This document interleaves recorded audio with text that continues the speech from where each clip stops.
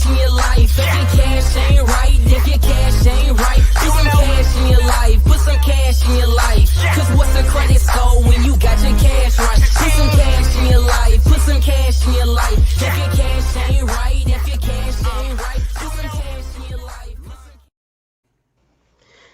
YouTube Zodiacs, what's good? It's your boy KashDaGemini, back with another video, back with episode 9 of the Cashing Out Show. It's kind of crazy, man. We're already up to episode 9. I just remember when I was a wee lad saying I was going to start this show, but today we have...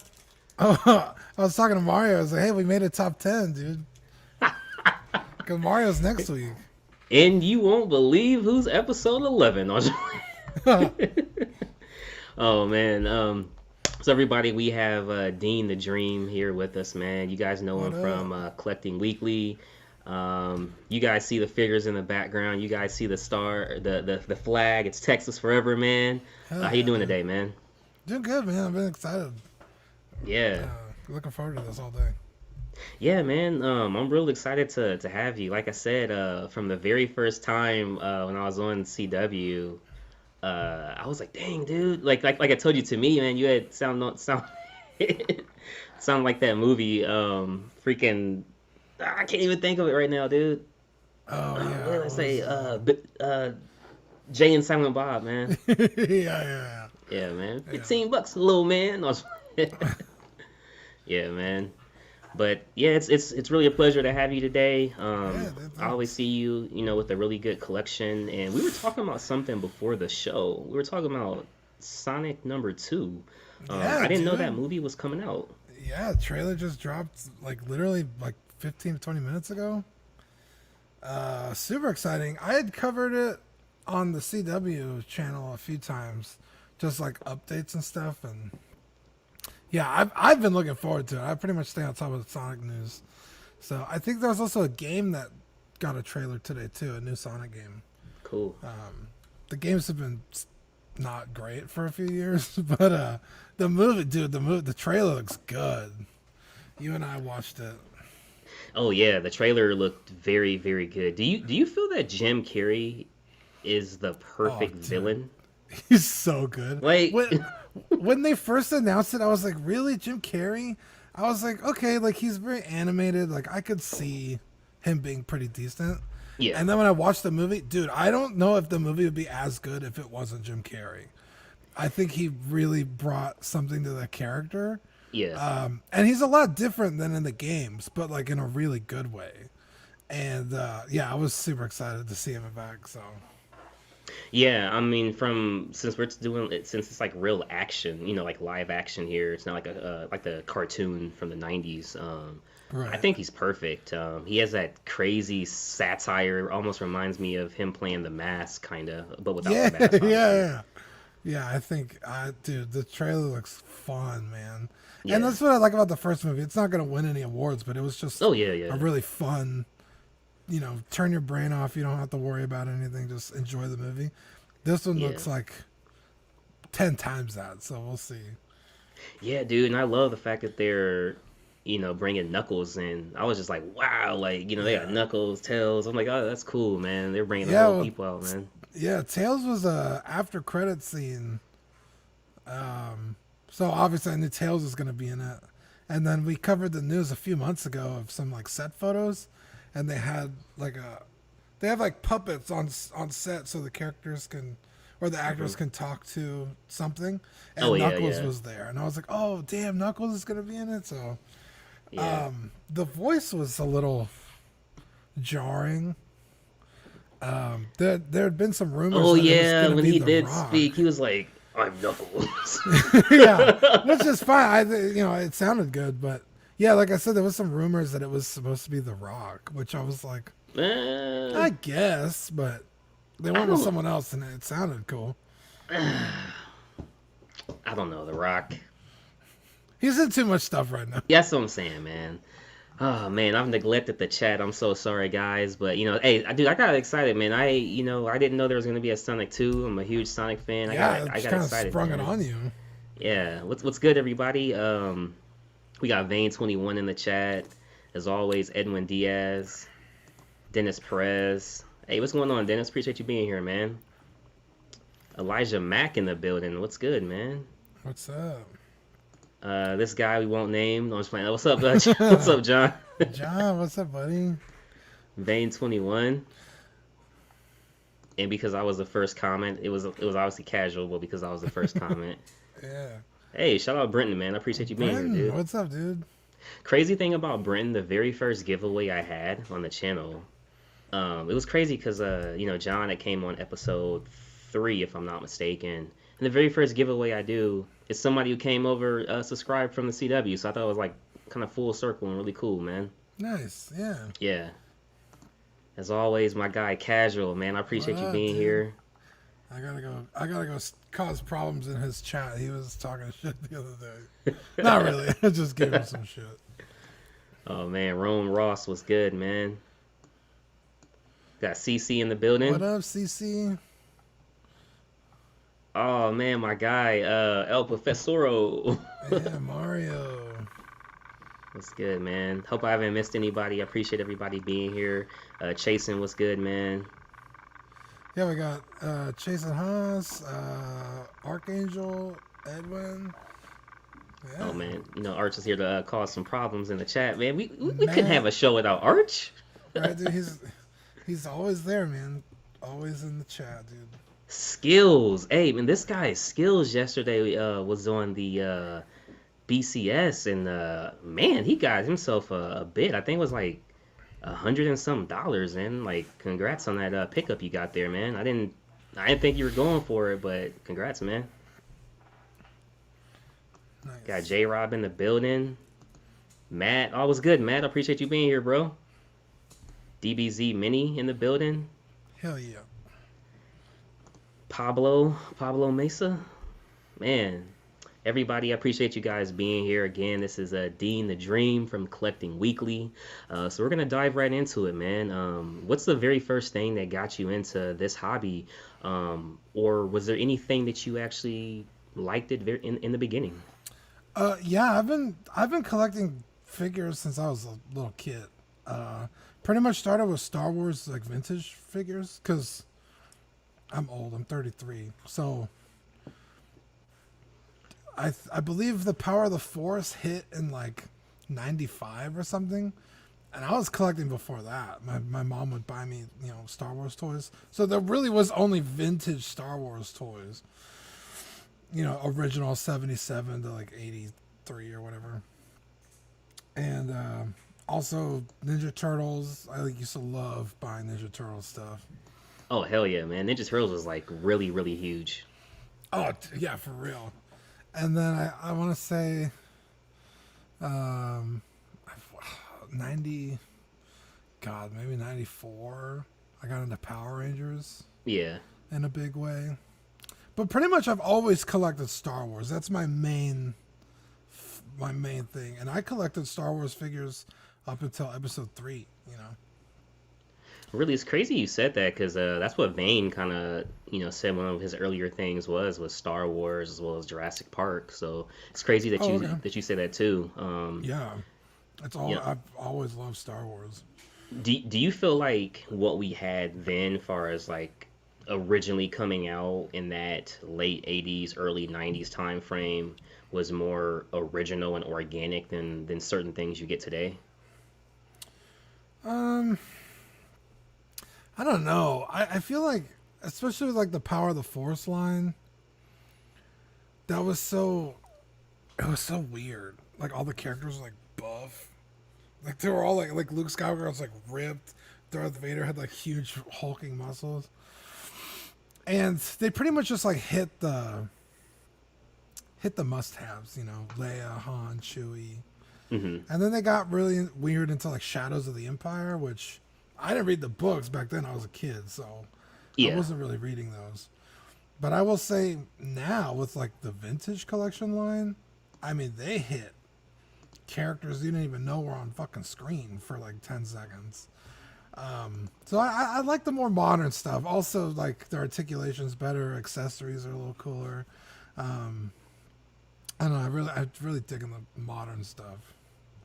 Yeah, man. I mean, I think for me, even to this day, if there's like an old movie on, such as like Tremors, I know it's not like the best Oh, movie ever or anything, but yeah, anything that's just like older, even older looking, I'm more tuned to like watch it full, like straight through. You know what I mean? yeah, And I know some of the lines can be kind of cheesy because they're like maybe outdated or whatever, but yeah, I more gravitate to that.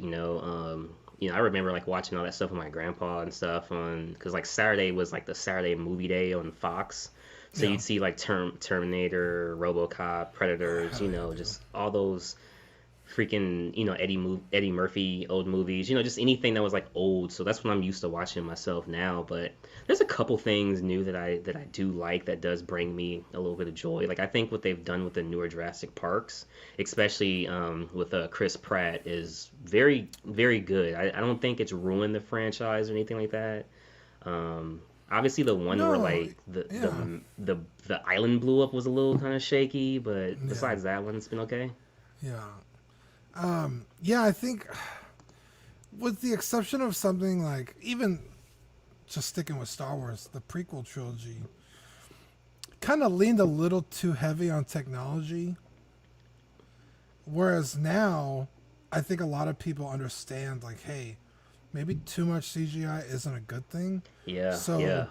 they rely a lot heavier on practical effects with the benefit of technology. I mean, you watch The Mandalorian, that's like breathtaking. Almost every shot of that show is hmm stunning.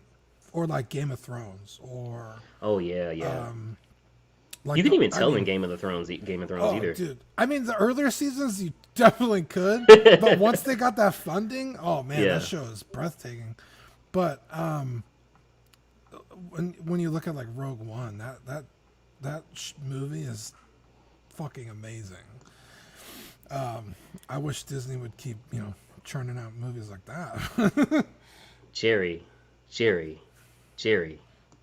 Oh, what the hell, dude? No, it's funny. Gotta say his name 3 times like Candyman or something. Anyways, There you keep go. going. My No, you're good. But yeah, I think with the benefit of technology and not overdoing it, I think I like I said, I like more modern stuff. But I mean, nothing beats original like again Star so Wars, I'll I'll Terminator, the I'll throw RoboCop. technology out. Avatar. Oh That was man, real heavy, but like that was good. That was amazing, it's a good dude. movie. Yeah, I mean, that again, that's one that I think maybe the story supersedes the. But yeah, I also Oh don't know yeah, if you yeah. could tell that story without the technology. Amazing story. Are they really doing a second one? Because Dude, it's been like apparently they're 10 doing years, like right? fucking like 10 of them. Really? If you go, yeah, if you go on like IMDb, they're like, I think, I think the second one is already like filming. The third one is in pre-production. The fourth one is also. It's like, god damn, dude, Well, they're leaning heavy into Avatar. I don't know why it's taking so long. I mean, I guess they'd be able to do them a lot quicker now versus what was that like 2008 or That's true, because something? that movie was like technologically advanced for the time. Dude, when I first saw that, I was like, "What am I watching?" Yeah, I mean, now Disney churns that shit out, Oh on the yeah, fucking Disney Plus shows, yeah. where it's like, I remember the first time was Ant Man when they de-aged Michael Douglas. I was Yeah. like, holy shit! And then again in Rogue One when they did Tarkin, hmm I thought that was gonna be a cameo, and then the motherfuckers in the rest of the movie. I was like, dude, Disney's got some big old balls doing this. So I think, with all the stuff that they've been learning, now I think they could churn out an Avatar every other year. So Yeah, man. It's crazy. Chasen says Cameron finally finished the scripts after starting like 10 times. Yeah, I yeah, mean it's crazy. I mean he did do Titanic as well, so I mean he has some good things in the catalog. Is there anything in particular that like you really love collecting? Like, what's that number one? Like, are you more of a vast collector, kind of like a little bit of everything, or is there like Like, how do you try keeping collecting? Yeah, so I kind of try and stick to the bangers, in my opinion. Yeah. So, like, right behind me, this is all my Robotech stuff. I really love Macross and Robotech. I grew up with Robotech. A lot of people are Macross, SDF Macross purists, so they don't like Robotech, but I love them both. They're basically the same thing to me. Final Fantasy VII right here. That's my fucking Oh, dude. game. Yeah, let me bring that up, man. Final Fantasy VII. Yeah, this is the Bts Cloud. Pretty amazing figure. It's a little tall for. It's not technically 6 scale. I think it's almost like quarter scale. He's like way too tall. Damn. Maybe like 5th scale. But dude, ever since that game came out, I've been collecting Final Fantasy VII, the original Bandai figures, and then maybe in the mid 2000s, Play Arts came out, and then in the late 2000s, Play Arts Kai came out for the movie Advent Children. So I collect Final Fantasy VII. Mass Effect is another game I like to collect from. Obviously, Star Wars. So it's safe to say you're a huge gamer. Yeah, pretty much. And then let's see. Oh, of course, Dragon Ball Z, dude. Figure arts. Oh figure arts. yeah. My DBZ collection is pretty big. It's all in boxes right now because I've recently moved. And obviously 6 scale. 6 scale is my go-to, but a lot of those lines don't come in 6 scale. In fact, this is the first 6 scale Final Fantasy VII figure. Nice. So the Play Arts Kai, I think, is like 10th scale, maybe a little bigger. Did you get a chance to? Oh, go ahead. Did you get a chance to play that new Star Wars game? I think it came out on PS4. Oh, Rogue Squadron or something? Yeah. No, I did. It was terrible. It was so Yeah. bad. The trailer was fucking amazing, and then That's the what I was gameplay saying. was awful. I never got a chance to pick it up. I seen a couple people playing online, It's not and good. it didn't wow me away. I was like, "Well, this isn't what they advertised." Even Battlefront 2 has a better flight simulator. In Rogue Squad, it's very like floaty, and like you could kind of just like bounce off of like rocks and stuff. Like, I don't like it. I didn't like it at all. Yeah, I mean, I think they kind of sold it off of the kid from freaking Shameless is like the main character's face. You know? No, you're talking about Fallen Order, Jedi Fallen Order. Yeah, Fallen Order. Dude, that game is amazing. Yeah. Dude, pick up that game as soon as you can. That game is Okay. incredible. Yeah, They like probably got it on sale now, which is good. oh yeah, but definitely. I always see it on like Black Friday and stuff like that. It's like I'm pretty sure it's still on sale. Fallen probably. Order is awesome, dude. That's a really fun game. It's hard. Do you play like have you ever played like Demon Souls or Bloodborne? Dark Dude, Souls? Bloodborne, like if you've never thrown the controller before, you will Dude, throw right? a controller. Okay, well, they made this game kind of like that. So if you play on like the hard settings, it's so frustratingly difficult. Yeah. But if you just play on like regular mode or easy, it's you just breeze through it. It's fun. It's a really fun game. But if you want the challenge, oh my god, that game will challenge you. Yeah, I mean, I gotta definitely pick it up. I haven't played a Star Wars game since the one that Samuel L. Jackson was in back in the day, man. Oh dang, dude. Yeah, it's been a while, man. I mean, Star Wars is literally like my go-to, so I try and play every Star Wars game that's come out. Pretty much always. There haven't been a lot of good ones. But dude, KOTOR, and they're remaking KOTOR, which is good. That game changed the way people made video games. That game is incredible. The whole reason Mass Effect exists is because of KOTOR. Oh, I haven't seen that. CC. Me neither. I haven't seen that. But yeah, I can say Battlefront 2 is fun if you with a bunch of people. I played the other day with Optical 20 and Will Foxification. That was fun. And then like I guess, Fallen Order, that game. Yeah. Those are the only two I would recommend right now. Okay. Yeah. I mean, I'm gonna pick it up to give it a give Are it a you a try, gamer? man. Do you game a lot? I mean, not as much as I used to. I definitely want to get back into it more, just due to like stress relieving, all that type of stuff, Yeah. and kind of get drawn in the game. Now I played Spider-Man. I played Spider-Man Miles Morales, God of War. Yeah, Those those are are the good. last things I played. Oh, okay. Yeah. Yeah, I was gaming right before this. I built a PC Nice, specifically. dude. Nice. Well, one for streaming and two for gaming. Yeah. And yeah, I was playing the new Call of Duty. The new Vanguard. Warzone came out. Okay. Yeah, so it's like a whole new map, the Battle Royale.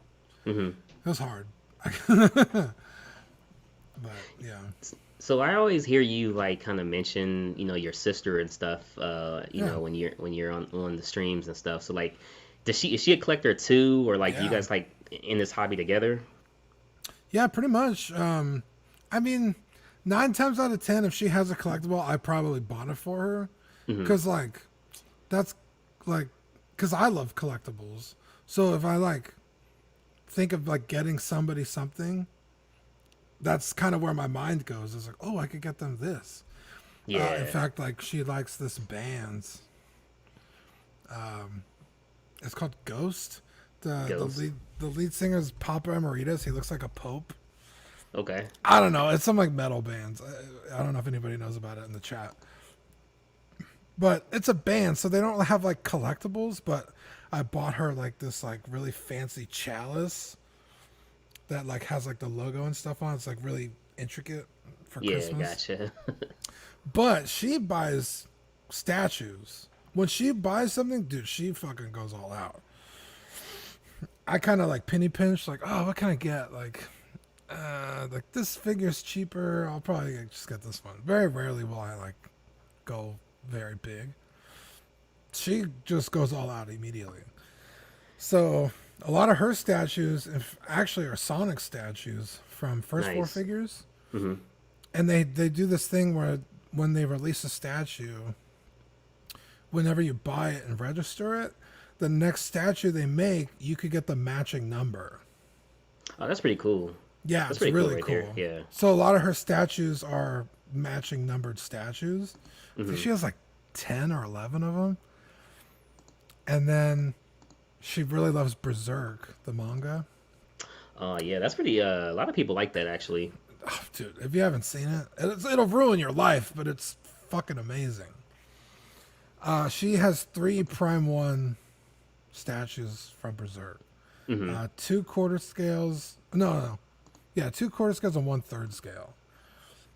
And yeah, so she knows that I love to collect, so she'll buy me collectibles, and she kind of collects, so I buy her stuff. So yeah, definitely, pretty much our whole life we've kind of been in it together. So Yeah, that's really cool, man. What got you into collecting, or was there any specific person or anything like that that like was like a family member who had that very first like art print or comic book or anything like that? yeah, I guess my dad always had collectibles because he's a big Trekkie. So he always had like Star Trek figures like in the box and stuff, or like when Todd McFarlane came out with movie Maniacs. Do you remember those? No, were I actually like- don't. They were basically just like almost like movie poster figures. They didn't have any articulation. They just like looked cool in the box. He would buy those because they were like Escape from LA, Terminator 2, Halloween. And he would buy those and put them on his wall, or like sports figures. McFarlane did a lot of like sports. Oh So yeah, dude. He would buy like Yeah. the Dallas Cowboys and stuff, obviously. Yeah, I have a And, couple of those football ones. Hell yeah, dude. They're awesome. I have pretty much everyone I've ever bought. I still have in the box. And yeah, so he I kind of got it from him, and my mom, that she would always buy me, figures and stuff. We'd go to like flea markets and stuff, or like Christmas, like I said, vintage Star Wars stuff. Pretty much my whole life I've been collecting. I think I kind of still own everything I've ever collected at some point. Really? Yeah. Everything. I have like boxes and boxes of stuff in storage, dude. It's crazy. Oh man, dude, you're gonna be like that guy on freaking Pawn Wars or whatever. Yeah. Yeah, in fact, I found. Do you know a whole lot about Spawn? Spawn, yeah, that's Todd McFarlane right there. Yeah. Yeah, there's a very specific Spawn figure. It was like the most articulated Spawn he ever made. I think it still is currently, and it's stupid expensive. Like even like loose, it's like $150. And I found that the other day in my like still in the box, like in my room. I was like, oh shit! I didn't even realize I still had this. I have like a bunch of like Spawn figures in the box because, you know, they don't. Other than that one, they don't really articulate, so there's really no need to open them. So I always just kept them in the box, and like put them on my wall. And that was one of them. I always thought it was really cool. But yeah, just like vintage Star Wars stuff, like. Just crates of it, you know, and like old ships and vehicles and all my Ninja Turtles and stuff. I found some old Ninja Turtles. It was like the real old ones, Bebop, Rocksteady, from the old cartoons. I had those things for so long. I didn't end up selling them, which was pretty cool. Somebody picked them up locally, and I was like kind of surprised. But you know, he seemed like he was gonna take care of them and stuff. But yeah. Some things like really hold value or like appreciate a lot, man. In fact, I was kind of surprised because, especially now, there's so much turtle stuff out there. Oh yeah, definitely. But it's almost all kind of high end. Mm-hmm. So like even the cheap stuff is kind of still expensive because it's like the only alternative is spending like quadruple that. So. Yeah, I like that it still kind of keeps its value. It's nice. Yeah, like there's a lot of Hasbro Ninja Turtle stuff, but I wonder what's gonna be in the future because last time I checked, like Hasbro had a lot of like He-Man stuff at like Walmart and stuff. Yeah. And I wonder is anything gonna change with the Ninja Turtle and He-Man license with Iron Studios, or does that not affect it since it's Hasbro Iron Studios. So we've done a few interviews with, they're not around anymore, but they were Chronicle Collectibles. They did a lot of movies like props and statues. Yeah.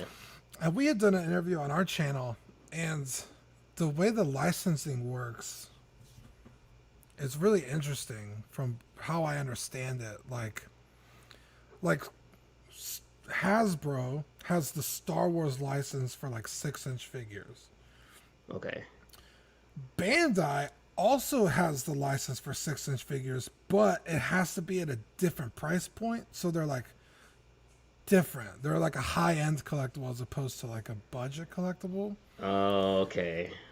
Which is kind of weird when you look at like Hot Toys and Sideshow. They both have the 6-scale license, but Sideshow doesn't really put a lot out, but it's kind of weird that they both have that license in that scale and that price point. Because like no one else really other than like fan art is doing Star Wars statues other than Sideshow because they have that license at those scales and those price points. Yeah. So I feel like if Prime One or whoever has a Ninja Turtle license in that price point and scale, it doesn't really affect Hasbro or whoever's making it at Gotcha, yeah. the tiny, Yeah, because I was just wondering, because Iron Studios said they're doing He-Man and Ninja Turtles. They just got the license. Obviously, that's just going to... Well, they didn't say the scale. You know, they do very few 1/4 and very few 1/3. But when you think of Iron Studios, you automatically think of 1/10. Yeah. So I was just kind of curious on that. Because if they do 1/10, I may get some, dude. Yeah, like the Iron Studios, they're usually in the 1/10. Their Star Wars stuff is 1/10. Did like the Boba Fett, the Mando on the speeder, so good. The Grogu on the stone. Do they have? I mean, I don't know a whole lot about statues. I'm not a statue collector, but I imagine they also have some quarter scale Star Wars stuff. I mean, they have a couple quarter scale here and there. I know they're doing like a new Black Suit Justice League Superman. Their quarter scales are like 1,000 though, so it's like 300 more bucks than Sideshow. I mean, that's like, so that might be it. That might be like, well, you could do the quarter scale, but your price point needs to be different. Again, there's so many like legalese. It's kind of hard to like kind of pinpoint them. But yeah, I mean, you look at, I mean, even Prime One, their quarter scales are $1,200, $1,300, $1,400. One of the statues my sister bought was the quarter scale Nosferatu Zod from Berserk, and that thing is like $4,500, not including shipping. It was very expensive. Holy cow! Does she have it? Yeah, we still have it boxed up because dude, it's huge. I think the base is like 48 inches across. It's a circle. Dude, his hand is bigger than my hands. It's massive. He's like a monster. He's like a big lion thing. Yeah. Holy cow, dude. And, so speaking of the boxes, like Matt has a question for you, like how much does storage cost per month? Like, and on top of that, with the cost, like, are they like fancy storage units or something where they're like, waterproof and all that, or? Well, luckily for us, we have like a spare room that we. Oh, okay, that's cool. Put all our boxes in. But yeah, I think Mario's the guy to ask because he actually has a storage unit. I don't know if he's still in the chat, but. Yeah, Mario says too much. Yeah, it's. But I mean, it's like, what do you do? You throw that stuff away? Then if you ever need to resell it, like if you have to, you're kind of bummed, or you need to move, or it's kind of like you almost have to keep the boxes at this point, especially in this hobby and at this price point. I mean, even 6 scale stuff, you don't have the box, dude. People will. Yeah, dude. I sold a quarter scale Carnage and Venom, and I didn't have the box because when I got it, I had the art box, but the shipper box was like, it was just so beat to crap. Like you could just tell it was like raining or whatever when the guy was delivering or something, dude. It was just like really beat, so I threw it away. But this was one of my earlier pieces, so I didn't know like, hey, you just let it dry off or whatever, and keep it. So I had to go to U-Haul and like buy a box there, and it was just a whole ordeal, man. Yeah, especially because then you gotta find a box that fits it, or you gotta stuff a bunch of stuff in it. Yep. Yeah, that it's was like another the problem. boxes that come with it are designed for it. Like, and then like I said, the resale value. I mean, even if you don't have the shipper, it's like okay, that's $20 off. Yep. You don't have the box, it's another $100 off. It's like, oh yeah. You better have that art box. If you don't have that art box, depending on what you're selling, and the price and local pickup, maybe that may be a hard sell. Yeah, it really is. Yeah, I know. Like in the bigger scales, like obviously people open them up to check them more. But when it comes to figures, is it because for me when I had my Ninja Turtles one, those were kept in the box. I never even opened them. Are you guys more like that as well with certain things, or? I mean, I really never sell things that often, so I open pretty much everything I've ever gotten. If I have like an inkling of like, I might sell this, I won't ever open it. Like I have the Black Series, Dr. Aphra and her 2 droids, and that set right now, the Black Series set is going for pretty penny. I kind of hoping like she comes out in a show or something, and the price goes up even higher before they re-release it, and I'll sell them. Dude, that sounds cool with Dr. Afro, man. Yeah. So I try not to. I always open my stuff. I find it very hard to like not want to open it. Like that's why I bought it. Like I want to check it out. Oh yeah, of course. Pose it up, put it on the shelf. Like. I mean, that's Mario style right there, man. Yeah, or John will open to inspect and then put his shit away. I'm like, no, dude, you gotta open it. He never wants me to open things. But like, I have these figures right here over my shoulder. Yeah. I don't really collect that scale. They're 3 3/4 inch. And really, they only go together. They don't. It's not like a Star Wars figure where it's like I can army build stormtroopers. So yeah, I'm gonna open all my stormtroopers. So like those I don't open because I don't really Mm-hmm. need to. Yeah. There's also like, cooler versions that I can, open and display. So I guess it And just depends on the figure. how dare you, Cash? I mean, hey, dude, you had a whole wall too. Oh yeah, okay, but that's a special case, dude. Dude, Okay, okay. dude, those vintage collection. The vintage collection are almost immediately are more expensive the second you can't find them anymore. I mean, even like on the shelf, they don't last, right? You go to Walmart, they're usually gone already by the time they get stocked. So if you find them like on the Facebook Marketplace, they're already more expensive. But Mario finds them like unpunched. I don't know how he does it. I really don't. Wow. Where and like his collection is amazing. I would never open any of those. Yeah. Yeah, those are special. But like I said, for Yeah. me personally, there's very few that I wouldn't. Like I have what is it? Oh, Revan and Malik from the KOTOR game. I bought the 3 3/4 inch figures. I didn't open those. And those are expensive now. Revan goes for like $100 just by himself. And Man. they had teased that they were going to re-release him, so everybody was like kind of like thinking like, oh, I could just buy it later. So they were either selling them real cheap or opening them up, and then how it goes, that man. wave got canceled, never came out.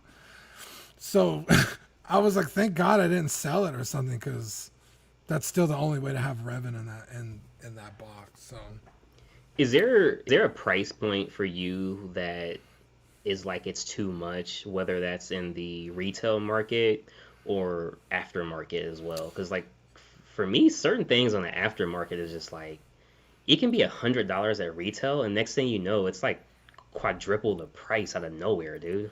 yeah, for me, it's again, it's case by case basis. I'll give you some examples.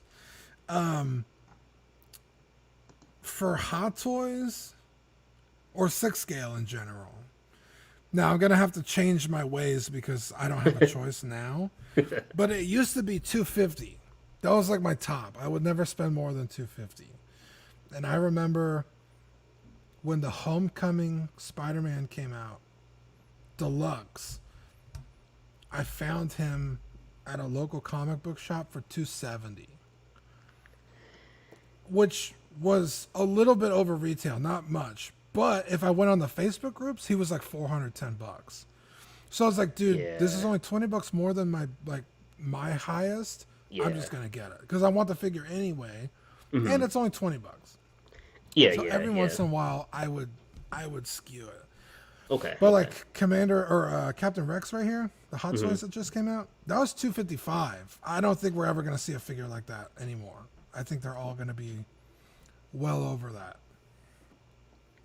So Yeah. I think it just depends on the figure. But then something like right here, this is the Bandai DX Chigoken VF1J from Macross. That came out in I think 2012. So it was long sold out by the time I figured out it even existed.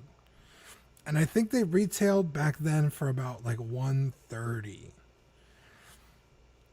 Well, a couple Crazy. years ago, I decided I want one.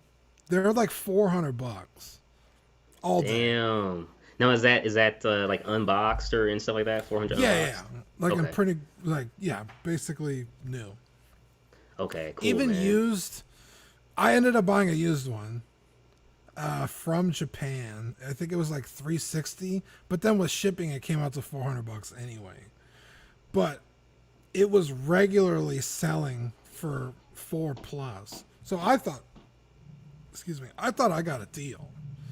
So of course, that's almost double my personal highest. Yeah. So it just depends on what it is. Like I thought at the time, which was true for a number of years, they did re-release it with an armor set.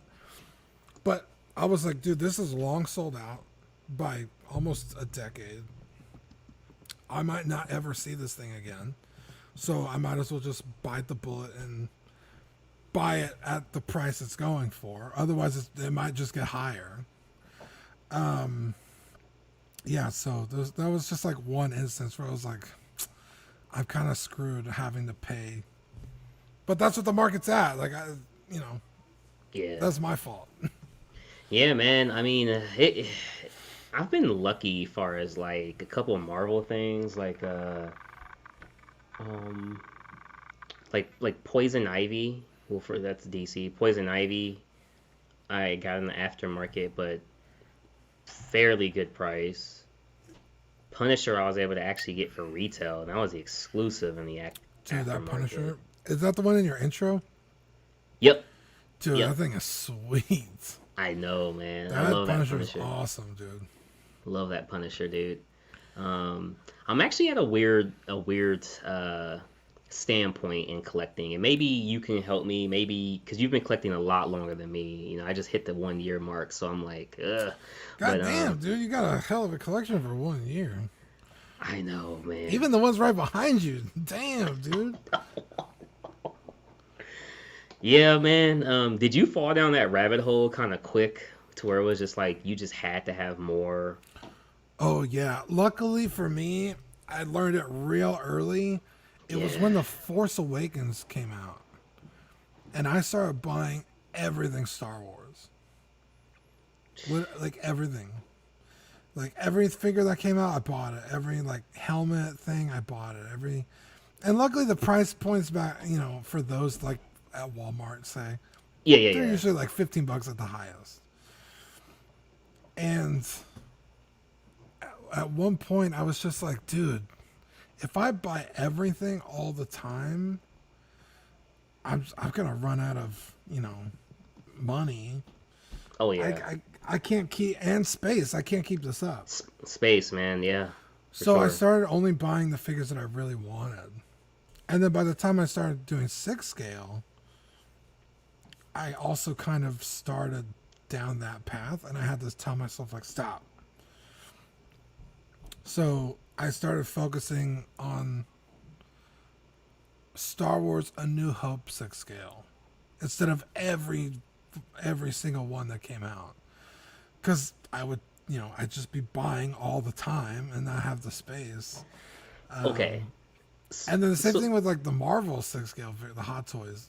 You could build man. that whole team, but it's like, no, I need to focus on like the core. I think the only one I'm missing is Hawkeye.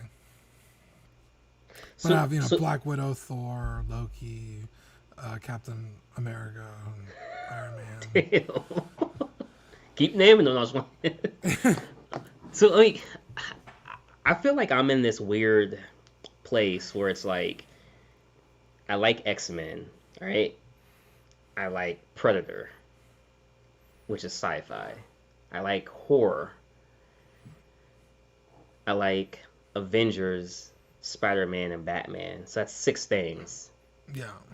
Well, even if you consider the Defenders, which is like Punisher, Daredevil, all them, that's 7. So it's like, I guess my place right now is like, how do I condense those down? Or do you feel like what you're collecting necessarily doesn't matter as far as a diversity? It's based on you can't have every single Spider-Man villain, for example. Yeah, I mean, it just depends on how you want your collection to be. I always tell people to have a focus. Okay. Like, just for example, my Robotech stuff right here. Yeah. That's all basically based around one pilot. The main character is Rick Hunter. So I buy the planes that he pilots or his figures, save for like the little ones right here. That's like the whole cast, but they're so cheap it doesn't matter. But it's like I could buy every VF1 that's out there, Right. but that's not really. I don't have a connection to those as I do with Rick, because Rick was like almost like other than Luke Skywalker, was like the first hero that I really like connected with. So I hone it down to just Rick Hunter's planes or his figures. And then, like I said, with my Star Wars 6 scale, try and keep it to like right here. I like the clones. I don't do every prequel figure. I don't have Dooku, Grievous, Yoda, the Clone Wars, Obi-Wan or Anakin. I don't have those on pre-order. I just have the clones. I have Episode 3 Anakin and Episode 3 Obi-Wan. That's it for the prequels. I like the clones and that's it. Gotcha. And then my other stuff, it's all A New Hope. So Leia, Han, Chewie, Luke, Obi-Wan, Vader, a couple stormtroopers, the TIE pilot. There's a few others I would like to have, like the gunner, the Death Star gunner, and Tarkin. That would like really seal my Star Wars. And I have a few outliers like Jyn Erso and the Shore Trooper because I had gotten them real cheap.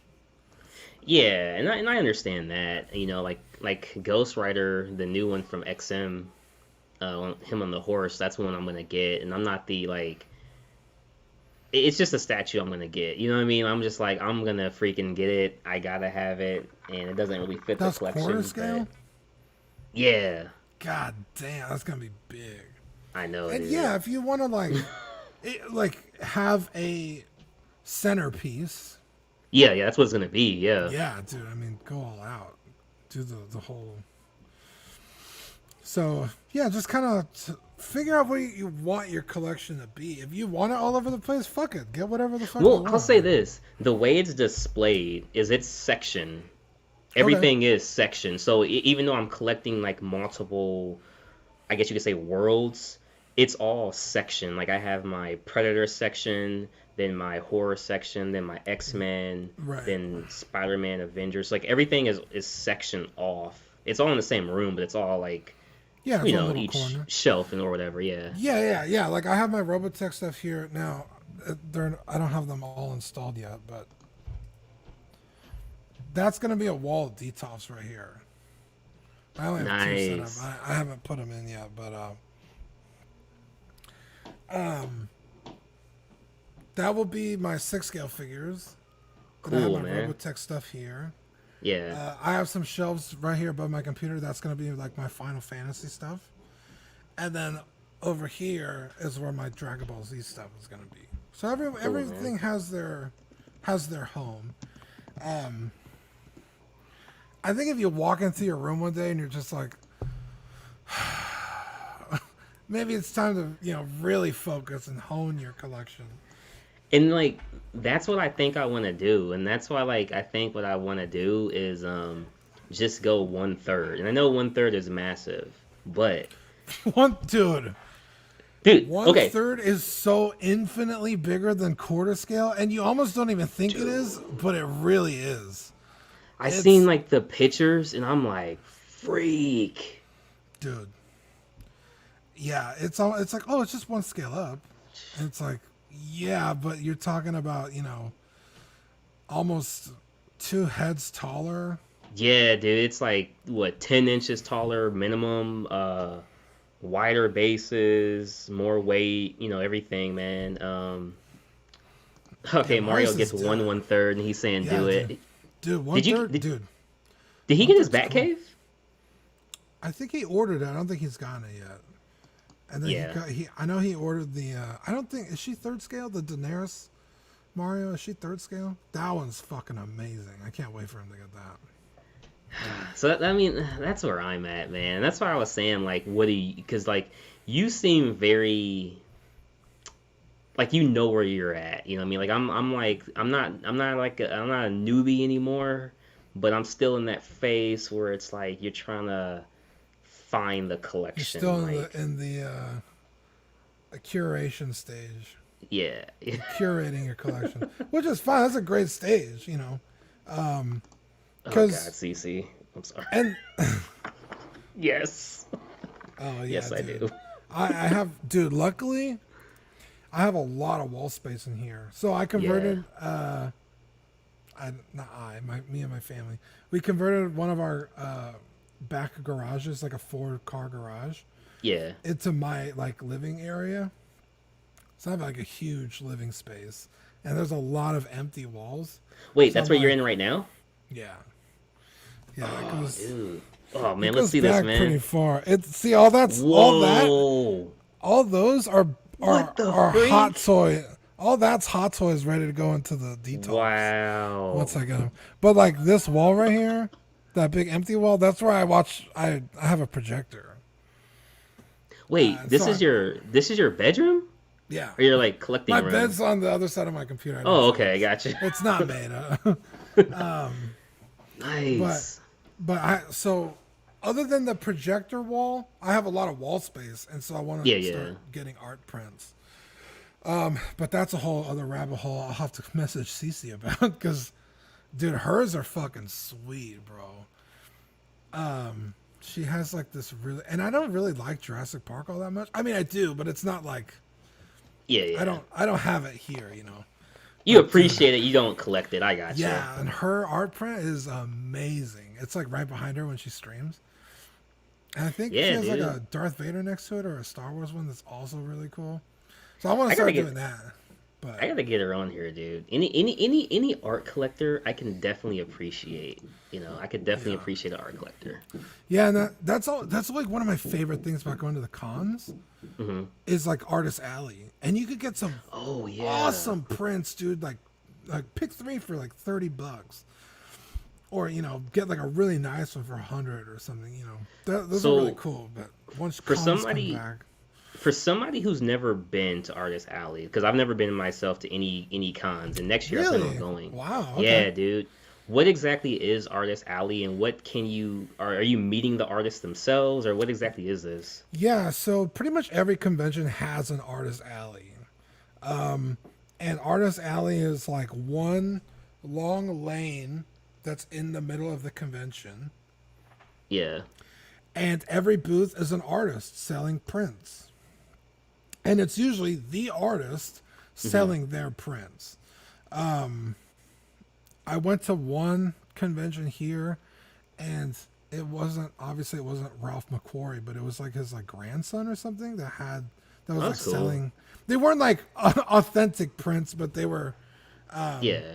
Or I guess all prints aren't authentic because they're not the original piece, but he was selling Ralph McQuarrie art, and I was like, holy shit, that's amazing.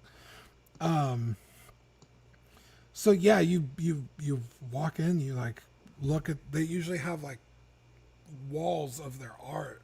You're like, oh, I want one of those, and you know, they usually have deals, like buy multiple and it's cheaper. So I usually, every con I'll come home with like 1 or 2 little pieces of art. Nothing like, not like movie posters, but you know, like 8x10 or something. Yeah. So I think I have like 4 or 5 that need to get framed. And then, oh man, let me grab it really quick. Hold on, this print. All right, cool, really man. Cool. Yeah, guys. So that's where I'm at currently. You know, with the collecting myself. I thought I'd definitely ask a veteran such as Dean himself. I'm to the point, like I said, I'm thinking about just doing like the 1/3 XM Studios in collaboration with the Legendary Beast. I think that'll look pretty cool. You know, for myself, and I would go ahead and get all of them. You know, the full Avengers, Thor, Captain America, Hawk, and Iron Man that's coming out.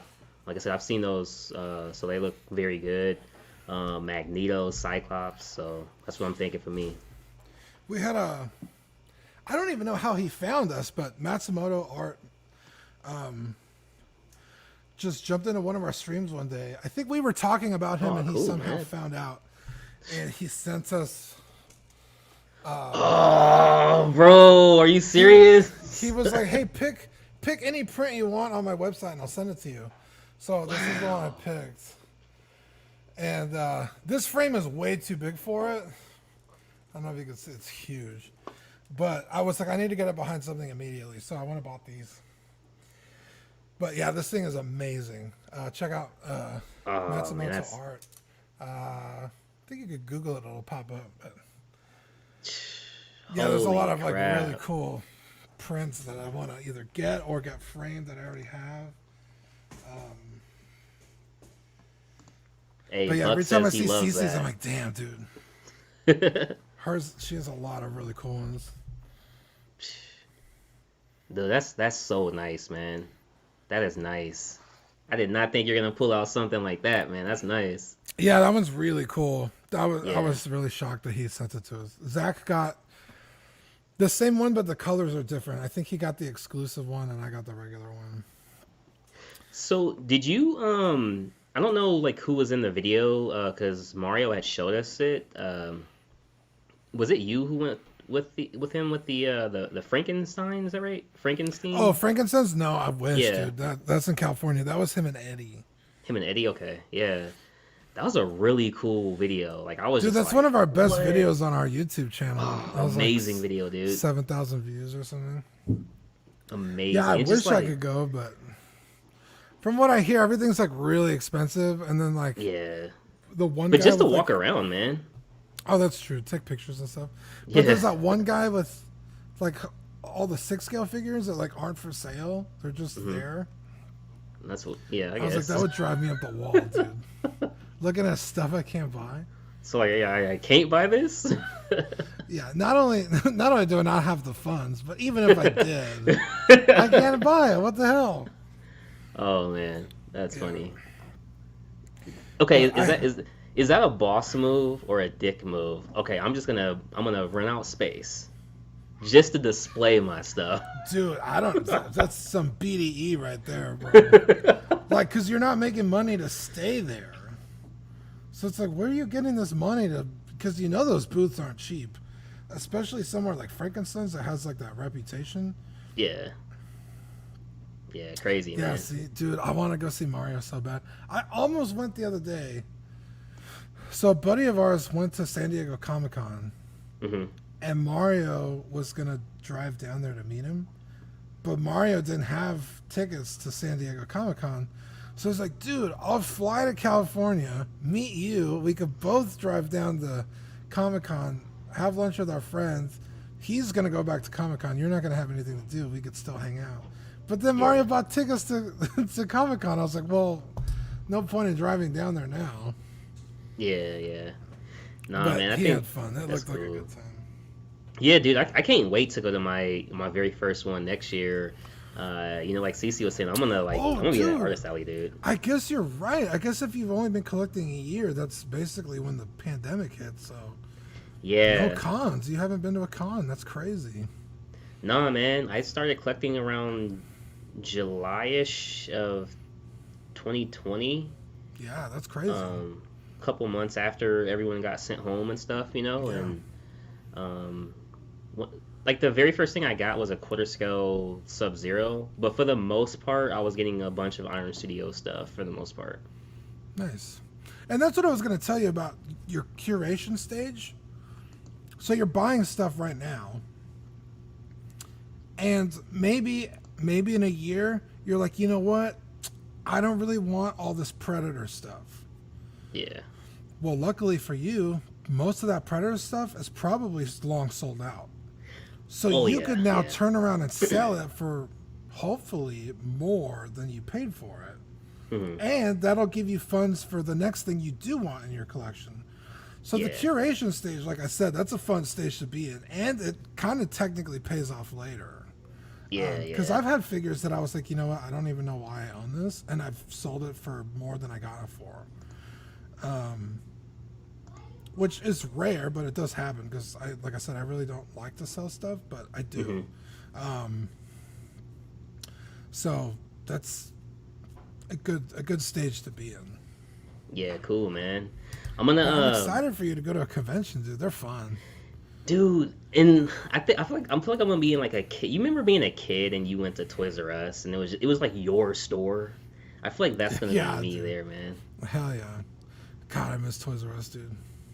I- You know what sucks though? My Toys R Us was man. always garbage. Every time I would go, they never had anything, and then now they're just gone. Dude, like I don't remember buying too much like the last couple of years of their like existence. But whenever I would just, randomly go in there, it was just a cool place to just like walk through or whatever and like Yeah, see what's mean, out there. I guess you still have Walmart's toy section, but it's just a little different. Yeah, I mean, just for example, today I went to my local grocery store. It's called HEB, Yeah. and they have a little toy section. It's probably like 4 feet long, but I picked up the Sonic figure. I didn't even know these were out. I was like, holy shit, they're making Sonic toys? I love Sonic. Yeah, cool, I picked man. up Metal Sonic. But Nice. I remember I used to go to Toys R Us and walk through the aisles of stuff I didn't buy, because you would Yeah. find stuff like that, like, oh shit, Voltron. I didn't know they were making Voltron stuff, or what was the other one? Thundercats, because that kind of like Thundercats, yeah. had been rebooted. Yeah. And yeah, I used to love that because I would really only go for Star Wars stuff, and they always had an aisle dedicated to Star Wars.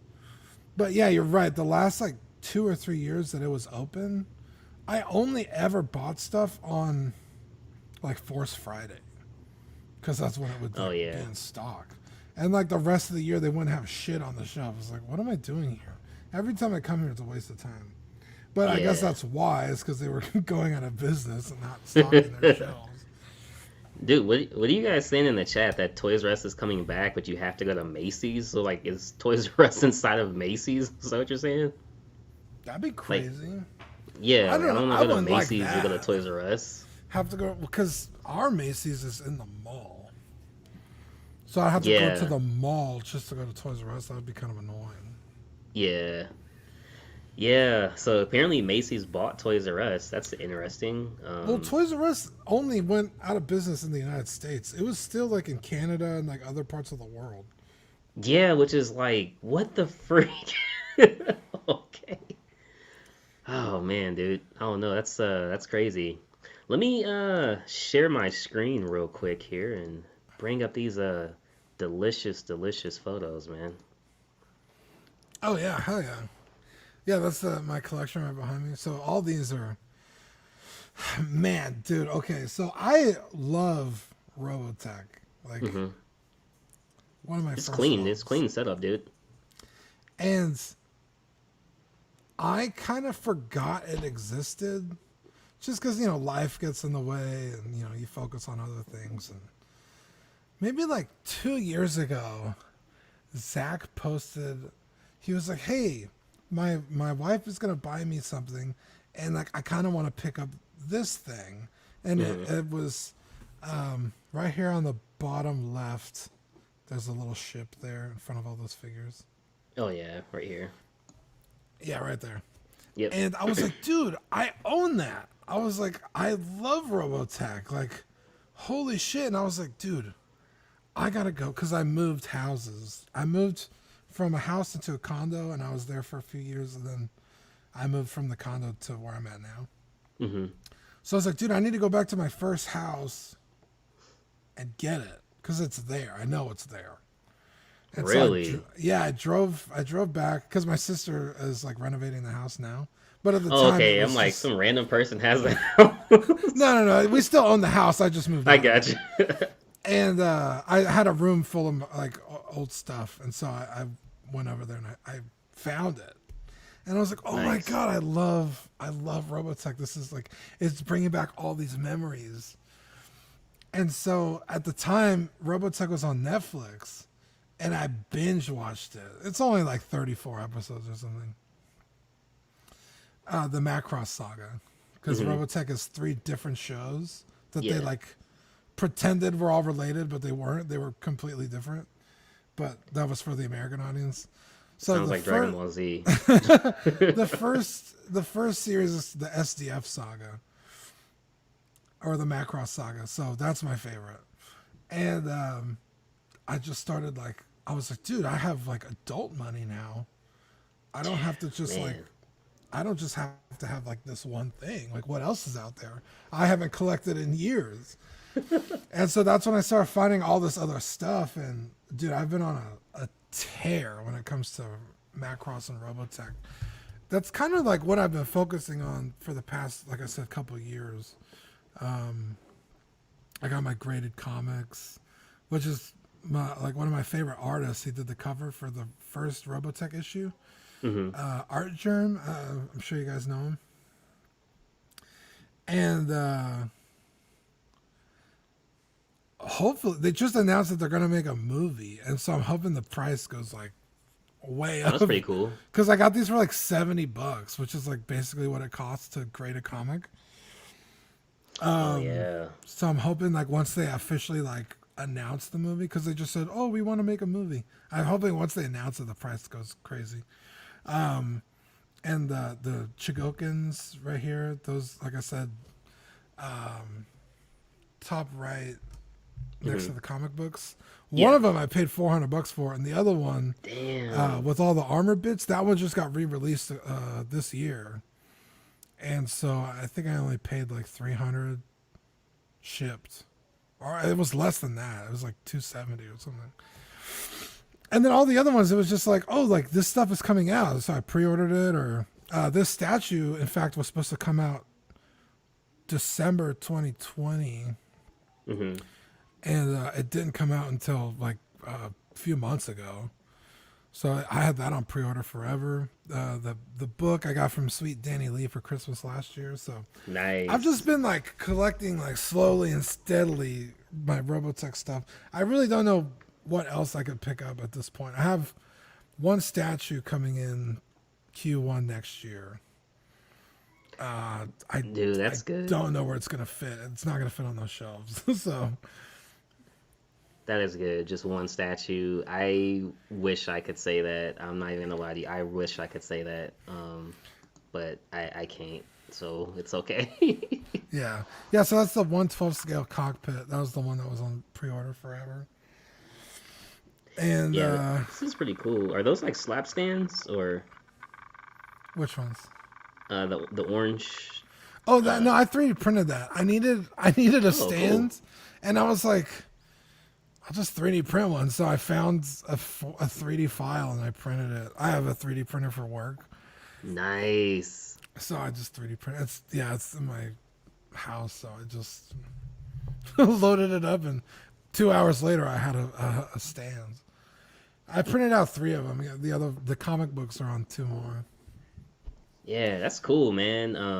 I like 3D printing is very interesting and very time consuming, I've heard, but that's cool, dude. It takes a while depending on what you're printing, and like for the most part, it's usually a bunch of like trinkety bullshit. But like for this, I was like, dude, I need book stands. Oh, I don't have to order it and wait 2 days to get it. I'll just print it up right now, and I was able to print. It was amazing. I recommend owning a 3D printer because they come in handy, especially in like this hobby, like that you and I are in, collecting. Yeah. Sometimes, in fact, this figure right here on the left that's holding the gun, the arm joint broke. It snapped, and I just 3D printed parts to replace it, and Zach and I fixed Dude, it. are you serious? Yeah, it's like Nice. those figures have a tendency to break, so somebody 3D modeled the replacement parts. I just got them 3D printed and fixed it myself. It was amazing. I think the files were like $14 or something. You know, because they want to make money. You know. Yeah. But yeah, I didn't have to buy a whole new figure. I just fixed it. It was crazy. Zach and I put up a video on our YouTube channel fixing it with the 3D parts. Man, that's crazy, dude. That's really crazy of just that. This picture here, I actually really like how you have them displayed, kind of like they're still in the package, but it's really neat, you know? Yeah. Luckily they just fit, but there's a third wave coming out, and I'm like, oh great, they're not gonna fit. Yeah, all the blue ones from the middle to the right, those just came out a few months ago, and they were on pre-order for like a year and a half. I was like, man, these things are never coming out. And then I got the email like the next day. I was like, oh, okay. And when I got them, I took them out of the box that they came in. And on the back, it's like Series 3 coming soon. I was like, fuck, I gotta pre-order those now too. So, Man, see, that's where I'm at, man. Where it's like I gotta slow down, sit back, think, drink a lemonade, and just what do I want? You know what I mean? That's where I'm at. Crazy, nothing wrong dude. with that. Hey, Yeah, how and much then- was his helmet here? Okay, so that's the helmet he wears. Obviously, he's wearing it right there on the left. Yeah. This is actually a DOT certified motorcycle helmet you could buy. I didn't know it existed. And then one day it popped up on, do you ever use Mercari? Yeah, really cool, Dude, actually. I love Mercari. If you haven't used Mercari, there's some deals on there, bro. Man, yeah. And the dude wanted, I don't remember, it was something like real cheap.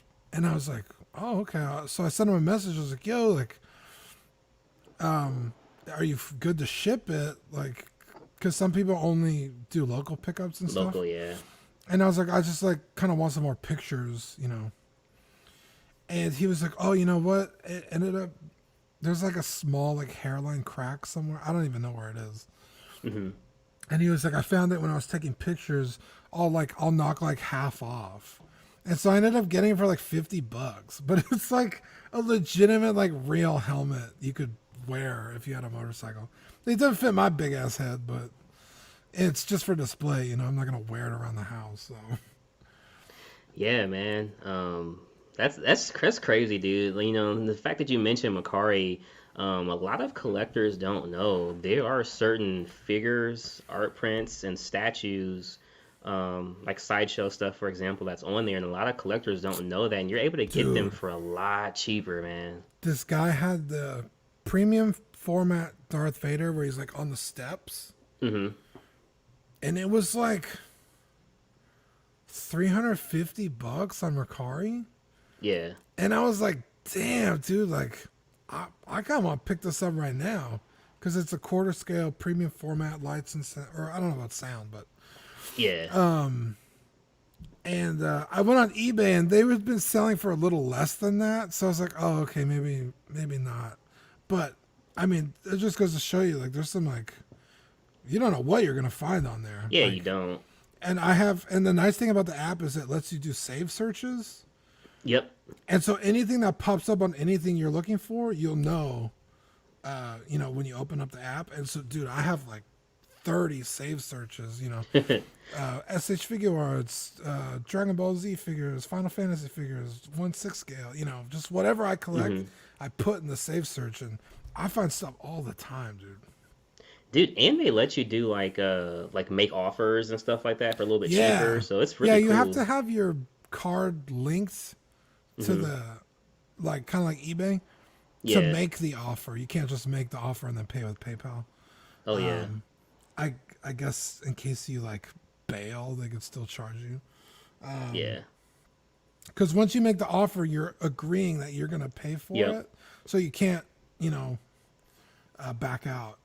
So I think that's why they do that. But anyway, yeah, you can make offers. It's only, I think it goes 20%. Yeah, It's like 20%. Yeah. 10, 15, Which is 20. which is still crazy though, dude. 20%. Yeah. Or you could send the people a message. I have some vinyl over here. In fact, it's one of the slides. I don't know which one. Oh, the They had- vinyl. Yeah. The next one, I think. Yeah, those two. Yeah. That's the original soundtrack, volumes 1 and 2. They had them listed for like 30 each or something. And I was like, Mercari? hey, on Mercari, and I was like, yo, I want Damn. both of them. Can I get them both for 20 each?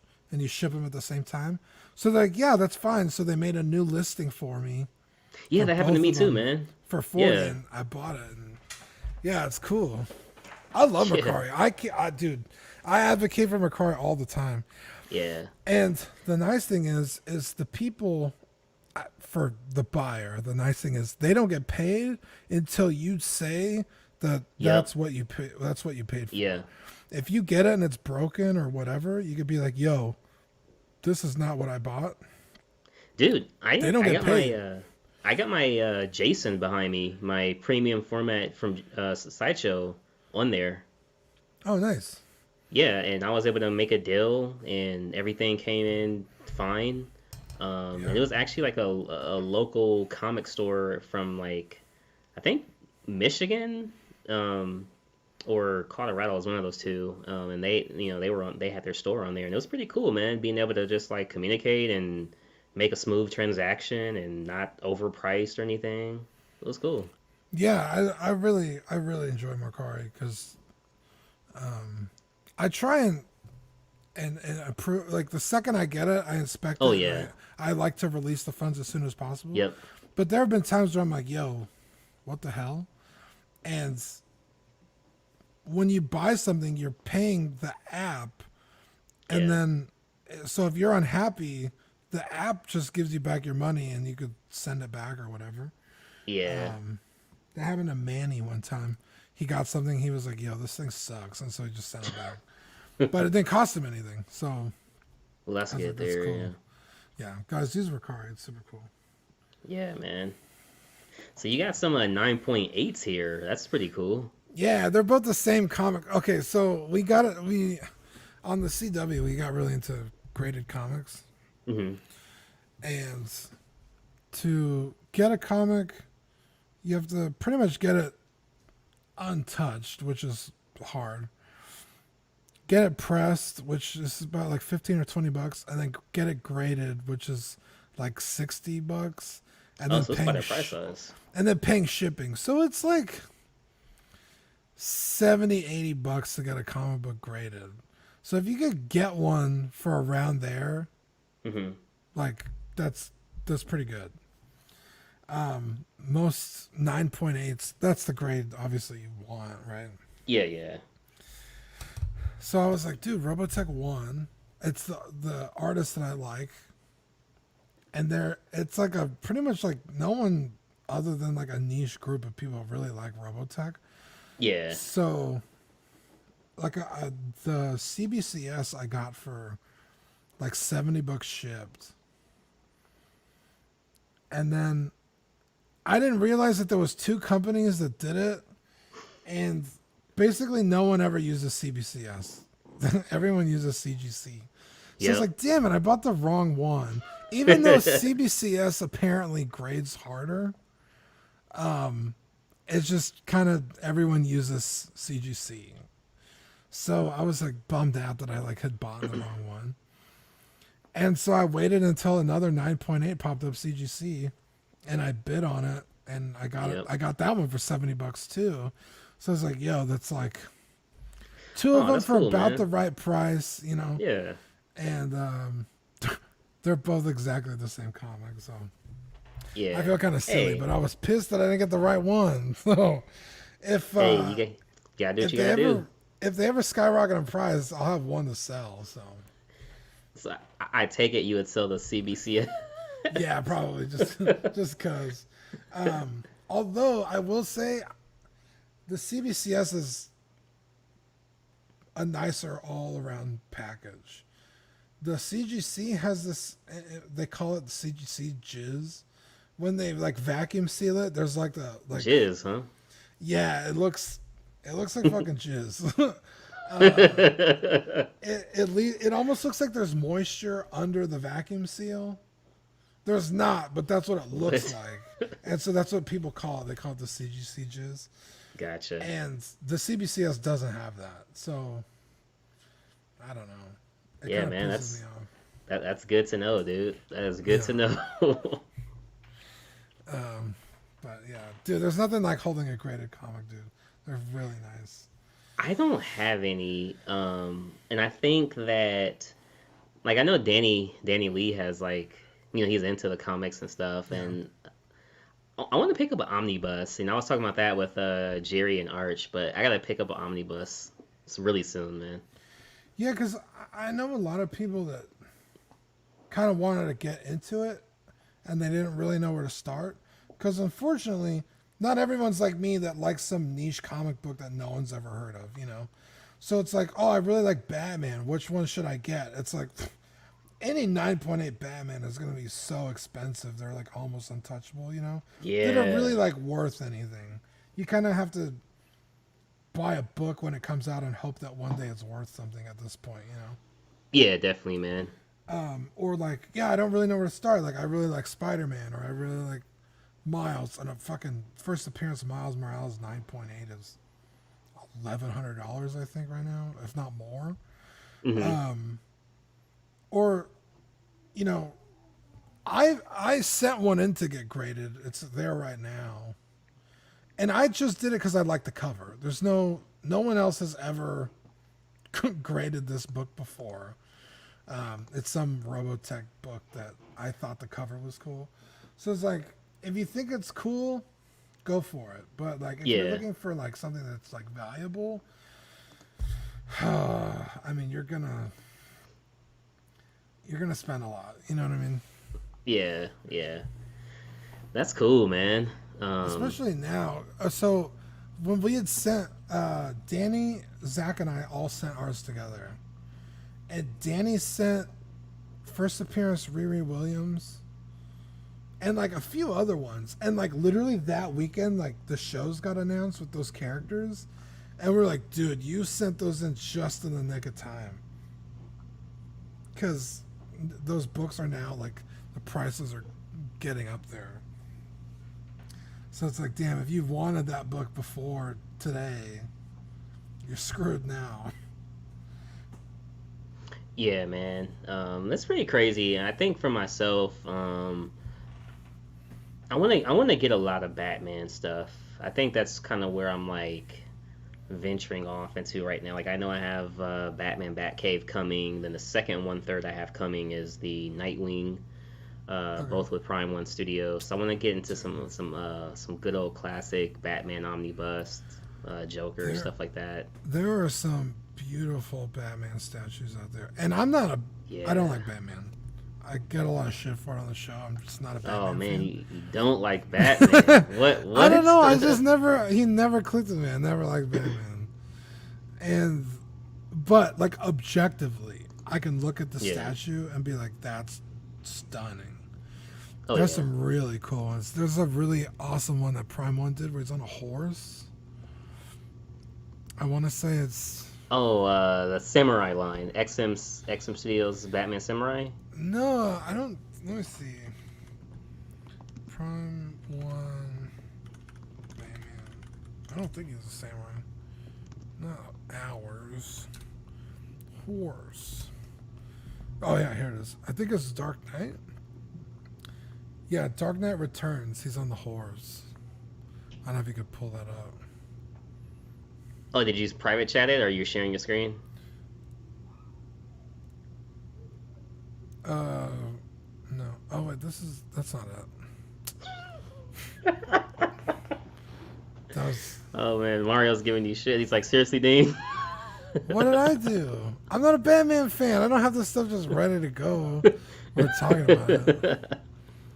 I can't find it. Oh, I guess it is the Samurai one. Is that Prime One though? No, that's XM. Yeah, Samurai's XM, yeah. Yeah, dude, that thing is so freaking sweet, dude. Oh man. Or the Prime One has the Wonder Woman on a horse. That one's freaking sweet. Oh yeah, see, that thing is massive, man. Yeah. Yeah. Pretty much, that's why I was, when you said you were getting the Ghost Rider on the horse, I was like, damn, dude, it's gonna be freaking I know, sweet. but see, the thing is, if I get that Ghost Rider, right, and like, if it's just like that, yeah, no, right, but you have it on pre-order like, or no? They still haven't even like released all the pictures and stuff, but you know, I'm in on it. I'm in on it, dude. Yeah. There's just some things just like I need to make room for that. Like I have to, no matter what. So, like I have this statue right here. She's quarter scale, but she's very small. Like the footprint's not very big, and I got it on set for like $340 or something. And I was like, hey, for quarter scale, it's pretty good. And then with shipping, it was still like $4 something. So I didn't feel so bad about picking up that piece. But there's some amazing quarter scale statues that I really want to get. But dude, there really is some really cool statues, and like I'm just kind of, like I said, I don't know. Like I'm at this place where it's kind of like I just need to know, and I wonder how all of you guys do it that I've been collecting so long, to where it's like it's almost like when it comes to the money aspect, the space, the size of the character, like Well, it's just there. I'm lucky. I've always had the space. Yeah. And I really don't. I guess technically I have an expensive taste, but I'm not buying statues. I'm buying 6 scale figures, Yeah. And those get pricey, but they're also, 3 or 4 a year that I'll probably pick up. So I'm really not spending a whole lot of money very fast or all at once. Mm-hmm. But with someone like Zach rotates his collection a lot. He'll buy something he's really into, he'll enjoy it, and then he'll sell it and move on to the next thing he's really into, And I always make fun of him for that, but it's a really smart way of doing it. It's like, yeah, I had the thing, I enjoyed it, and now it's time to move on. For me, it's like, yeah, but I bought it to enjoy it all the time, not sometimes. Yeah. And then once I sell it, it's like, I miss it, Yeah, but man. For him, his collection funds his collection, which is, like I said, it's a smart way of doing it. It's like, yeah, I bought the statue for $400, I'll sell it for $400, and, I'll buy the next thing for $400, So you could do it that way, but it sounds like you don't want to sell stuff, so. I mean, I'm not trying to sell every single thing I get. Yeah. You know what I mean? Okay, so like, here's a good example, right? So I'm gonna pull this up and I'm gonna share this with you on here, right? So here we have these two predators, God. right? That predator is so sweet, bro. That jungle predator. Oh man. I mean, $3,000, but dude, look at even the base. There's like fish and shit in the water. Dude. This thing is. I'm just going through if Predator is your thing, I'm talking. I love Predators, bro. If that is your like go-to, I think this thing is. I don't think you can pass this up. Yeah, I think if you don't get this, you'll always regret it. I mean, and that's a huge price to pay. Like I get it, but yeah, if you have stuff that, like I said, can fund it, I say go for it. Yeah, dude. Or just be really good about your credit card payments. Dude, and even look at this, how this one is leaping off. Like, just look at that, man. Like, I haven't seen this one. This one's cool. That's freaking crazy. It's 39 inches tall, dude. God damn. See, the thing with me, though, I mean, this is cool, but, like, which Predator is this? Cractus Predator, I believe from Dark Horse Comics, if I'm not mistaken. See, like that, like to me, like who is that? The other statue? Yeah, that's the Predator from the first movie. Like from the movie. Yeah, like exactly. That. It's like he's got pedigree. Like it's like he's $3,000, but he's also the very first Predator you see. Oh yeah, so, like, for sure, man. He's got a little more, Yeah. Like someone walks in like, oh cool, a Predator with the guy leaping. Yeah. But this one, it's like, oh, that's the Predator. Like that's the Predator, right? That's the one Arnold fought. Like, yeah, that one. That statue was absolutely stunning. Yeah, man. That's like I said, that's where I'm at, man. I think it's really cool, and yeah, man. So something I want to ask you. You're a part of the community. You're a collector as well.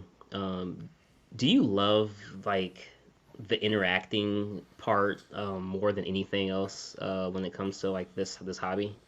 Yeah, just being dude, on streams fun, and stuff. Man. Yeah, dude, the streaming's really fun. Like the people you meet. Like I mean, even Zach, one of my best friends I've ever had.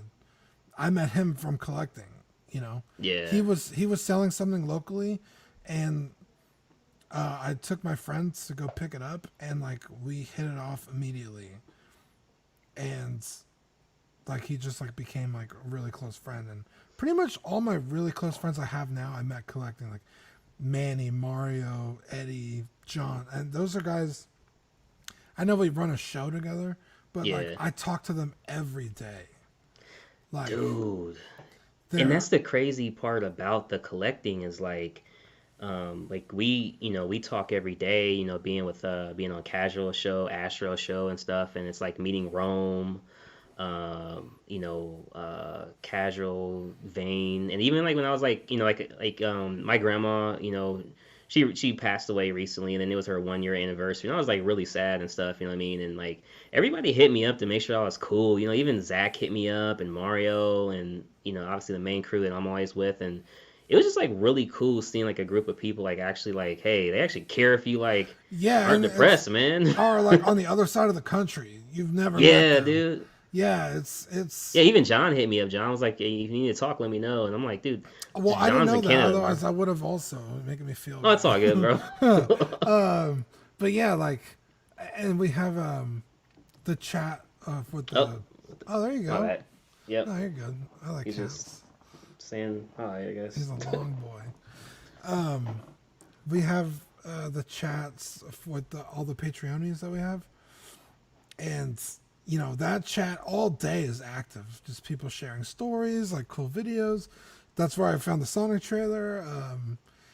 One of them reached out today. Was like, "Oh, can you work on this picture?" Which is, I was working on a Venom picture right before we started, and or like CC sent me a message today of a meme she saw that she thought of me, because I always have my gun with me, and like that's so cool. Like I was just like in the grocery store and I got a message from CC like, "Oh, like I saw this and thought of you." I was like, like this community is like, it's so fun and for the most part pretty pure. Like everyone seems to be genuine.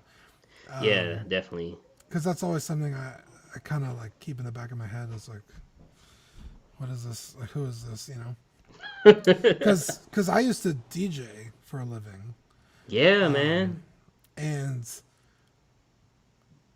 basically, other DJs would like come and hang out with you, but basically like to see if they could steal your job or see what they could get out of, hanging out with you. Like maybe make a connection with a club owner or something.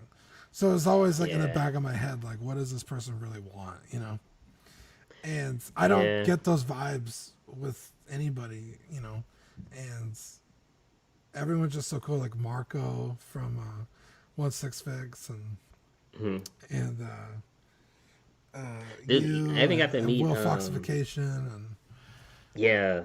they're just genuinely good guys. And like, again, there's people I talk to every day. I've never met these people, Yeah. and like you said, like, oh, they like genuinely give a shit, Yeah. like how I'm doing, and it's really Yeah, cool. man. That's the crazy part. And then it's like you actually have something in common as well. Obviously the hobby, and then you realize like, hey, man, we actually like the same movies and stuff, like other things, dude. And that's pretty cool, man. You don't give me shit for having my Texas flag. Everyone else does. Oh yeah, man. And then they give me Dude, shit. CC, You're not even in Texas, dude. John, they all give me shit about my flag. I'm like, what the hell? You're the only one that has my back. You and Zach. Yeah, man, that's crazy, dude. Yeah, man. Like I said, for me, it all started with like Rome. Rome commenting on one of my videos that I was just doing solo, man, just doing it. And then it's like ever since that comment, I was on Astro's show, and then it kind of just trickled down from there, and then here we are, present day, and it's been a hell of a ride, man. Just being able to meet, different people, and being able to like kind of, I guess you could say, be embraced. And the hobby itself is already cool when you get to see these figures, statues, art prints, comics, et cetera, in person. But then when you get to know like, hey, there's actually like a group of people that actually like this stuff too, that makes it 10 times more. It's like almost like football or whatever sport, you know what I mean? Yeah, because I will say for a majority of my existence, I kind of collected on my own. I mean, other than like my sister, but like I didn't have friends that collected. I didn't have, other than like an occasional like, yo, like I built like a Gundam kit. And it's like, oh, cool, me too. That was about it. That was like the extent of like it. But like, when I liked the show, I went and bought like the figures, the comics, the t-shirts. None of my friends did that with me. And so it wasn't until literally, not Zach, but Rainer, the one that I met with Zach. Mm-hmm. Rainer bought something from Zach, and it wasn't until Rainer that it was like, yo, like, you want to go hunting? You know, at like 2 a.m. when Walmart starts stocking the shelves, I'll come pick you up. Let's go. And we would start hitting I called it the circuit, and I would hit San Antonio, where I live. It's a big like circle. Yeah. And I would start at if it was like a clock, I would start at like 1 o'clock and move all the way around until I came back to that Walmart. Damn. And so I would start, yeah, around like 2 or 3 in the morning. I'd get home at like 6. Damn. That's crazy. And I did that, you know, like I said, by myself for a long time. And then it wasn't until I met Rainer that I was like, yo, let's do it. And he would start going with me. And then we met Zach, and we got into a whole other style of collecting with the 6 scale and stuff. Because it wasn't until Zach that I started collecting 6 scale. And you don't do that at Walmart, you know. Oh yeah, yeah, for sure, man. So we started our own Facebook group for 6 scale collecting, because it was such a pain in the ass buying online, because people either try and rip you off, or you get something, it's like, that's not really what I wanted to buy, or it's missing something, or it's always a hassle, right? Or even selling. You sell something and somebody who's like, oh, it's missing a hand. It's like, no, it's not. And then they open a PayPal claim against you, and you lose not only your money, but then your figure and your host. I see that all the time in the groups. And oh man. So we were like, dude, let's do a local group, because there's more 6 scale collectors out there. We just don't know who they are. And so we started this group, and, you know, slowly we started getting, you know, member after member after member, and then, you know, people start asking questions, because it's a very in-depth hobby, you know, whether like taking out fat suits or kit bashing or whatever. And so those were questions that we found that we were answering all the time. And I was like, Zach, you should just make a podcast. Or he wanted to make a podcast about it anyway. And that's how it started. And he was like, dude, it's too hard to do it by myself. I was like, well, fuck it, I'll join you. And then, you know, now we're here. So damn, that's yeah, it's crazy. literally all because of this hobby that I've met the people I've met. And, you know, it's so fun. And I've streamed like every day this week. So it's like, it's fun. Like, I enjoy it. I like being here and talking to everybody. Yeah, dude. It's and like it, you know, you take it another level sometimes, because like it'll even be personal stuff. Like I gave the example of my grandma, but there was even like other personal stuff, and I'm like freaking venting the casual and stuff, or just talking to Vane 21 or Rome, and it's just like it's just crazy that like you've got to, like, I never would have thought like a year ago when I was looking at Iron Studio stuff, like, you know, hey man, a year from now I'm actually gonna have a good group of friends and stuff. And like, I very much enjoy streaming. Like, I love coming on there when I can on After Dark with you guys, or every other Friday with every Wednesday, collecting. man. Come on. Oh man. I just think it's crazy that our parents told us not to talk to strangers on the internet, and now all my friends are strangers on the internet. Yeah, man, that's cool, man. And you know, Casual always says for Fridays, like hanging out the club. No way, streaming. No, dude, for real. Monday night, Tuesday night, Wednesday, I did 2 streams. We had to do a pre-record for next Monday, and then we did After Dark, and then today. So I think for the rest of the week, I probably won't stream, but then we do like our gaming stuff, our D&D streams. Like, we have like so much stuff going on, and Yeah, it's fun. Like, I don't get tired of doing it, you know. Yeah, I really look forward to it, especially like, cause me, like I more so have like more of a mentally draining job, I would say. So like I really look forward to like this, you know what I mean? It's like a release, outlet, stuff like that. The Mondays are really cool, seeing like what's John gonna unbox now. Yeah, dude. Like, Dude, I you never guys paying know. him to unbox stuff, man? I don't find out until like that day, because sometimes he's like, "Oh, I haven't really made up my mind what I want to do yet." Yeah, that's crazy. The D&D, Yeah. I actually, I think it was not last week, maybe the week before. I just laid down on the living room floor, dude, with my laptop and just watched. Not even lie, I was just like, I just sat there and Nice. watched, and it was like really Yeah, cool, man. D&D is so fun. Like, eh, I mean, when you get into like the mechanics of the game, it's very tedious. Hmm. But like the role play aspect and like again hanging out with your friends and going along this journey and figuring it out. It's like reading a good book, you know, because we have no idea what's happening as players.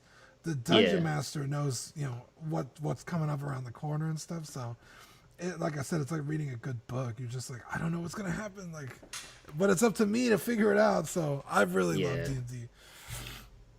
Yeah, that's cool, man. I know, like for myself, I never got to like do any like official tournaments or anything like that in person, but I would have loved to like when I was like actively playing Yu-Gi-Oh back in the day to like Oh, actually dude, do that. That would have been like really cool because I got really into it. I got really yeah. into it. I don't know anybody that's played Yu-Gi-Oh, but I have a bunch of friends that play Magic.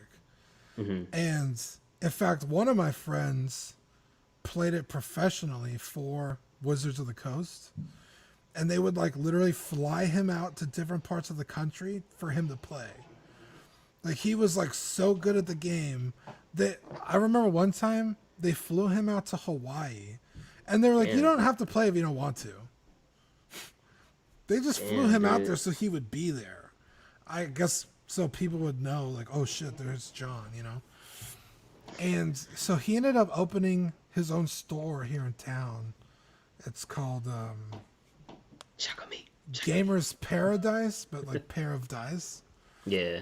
And it's a tabletop store. So you walk in, and I don't even think you need to pay to be there. You could just set up a game on one of their tables and play. And Kind you of could hang buy out. cards, buy snacks and stuff. And a bunch of my friends got into Magic.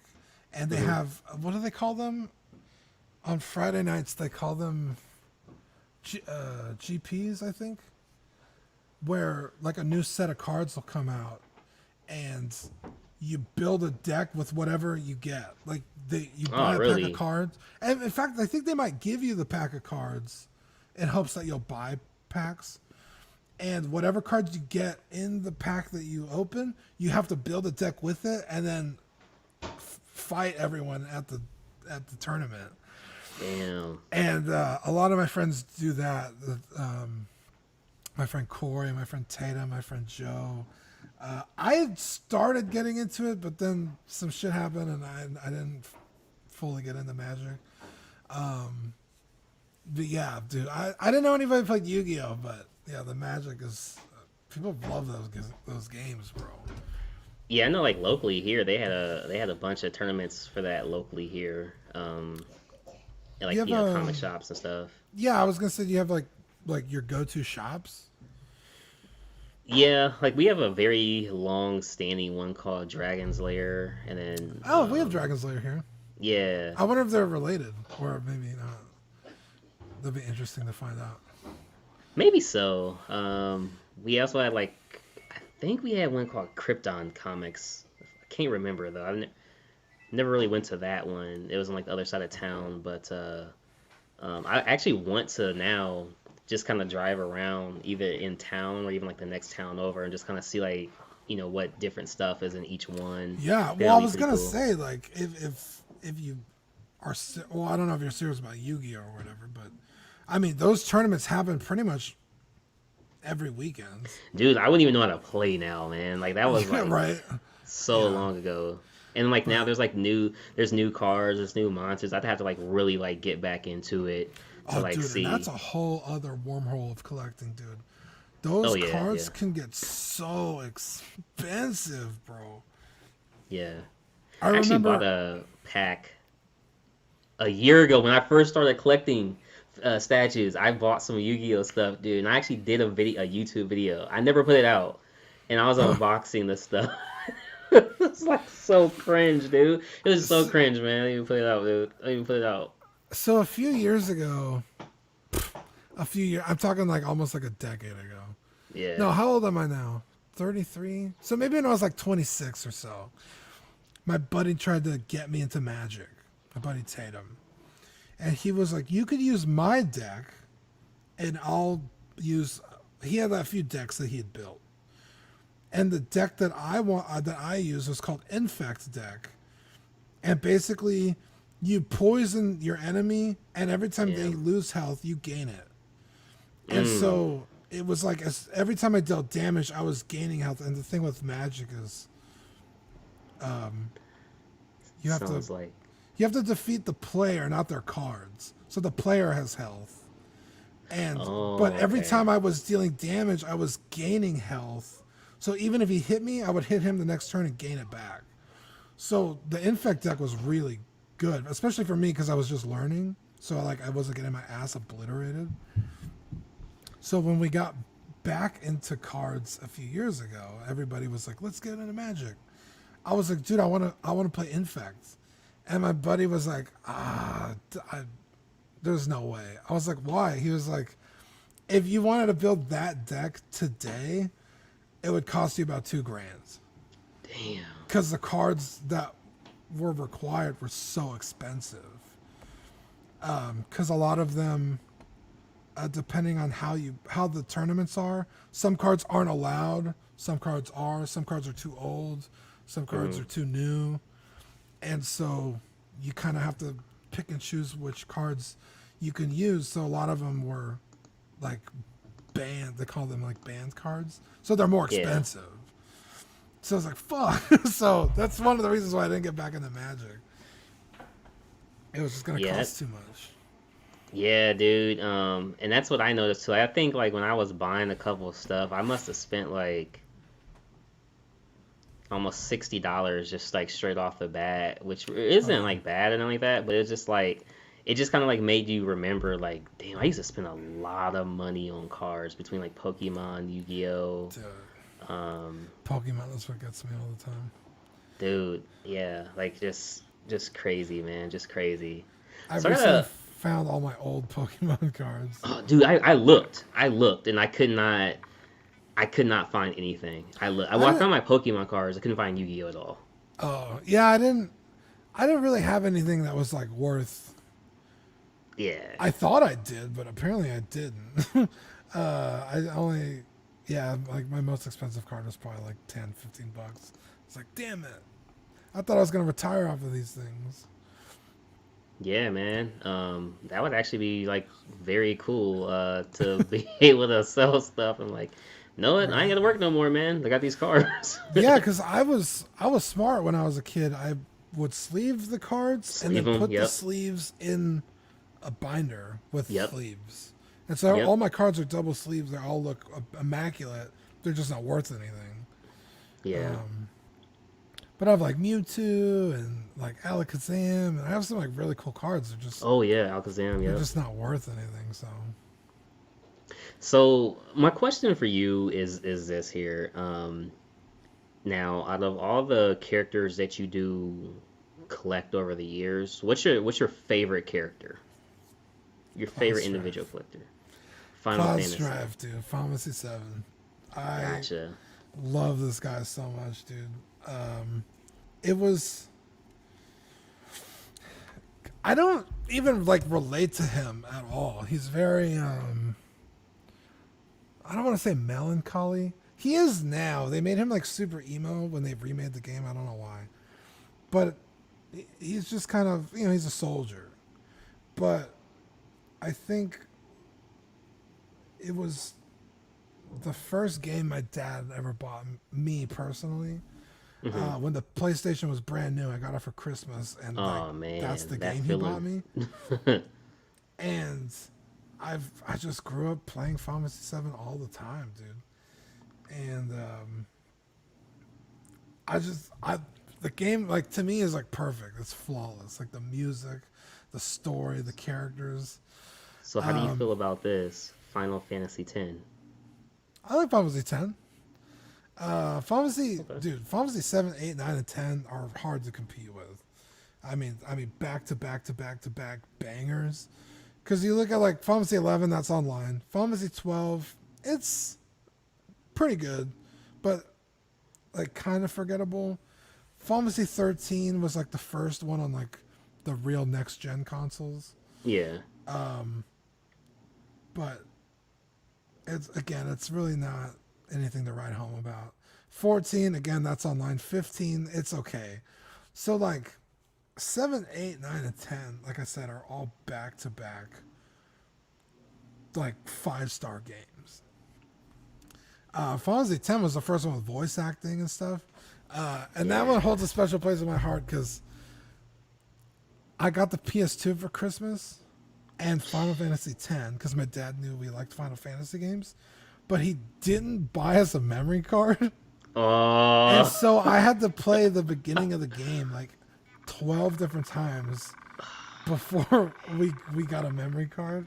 Dude. So, yeah. That was me with Crash Bandicoot. Just like, my aunt got me it for Christmas, but with no memory card. And I'm just like, dude, I cannot turn the system off because I will have to redo this. Yeah. It was super frustrating. Oh, so, man. like, I hate the beginning of the game, but it's only because I had to play it so many fucking times. But oh, dude, that brings back memories, I love man. Fantasy 10, but yeah, Cloud's my anything Cloud, I'll buy it. So, I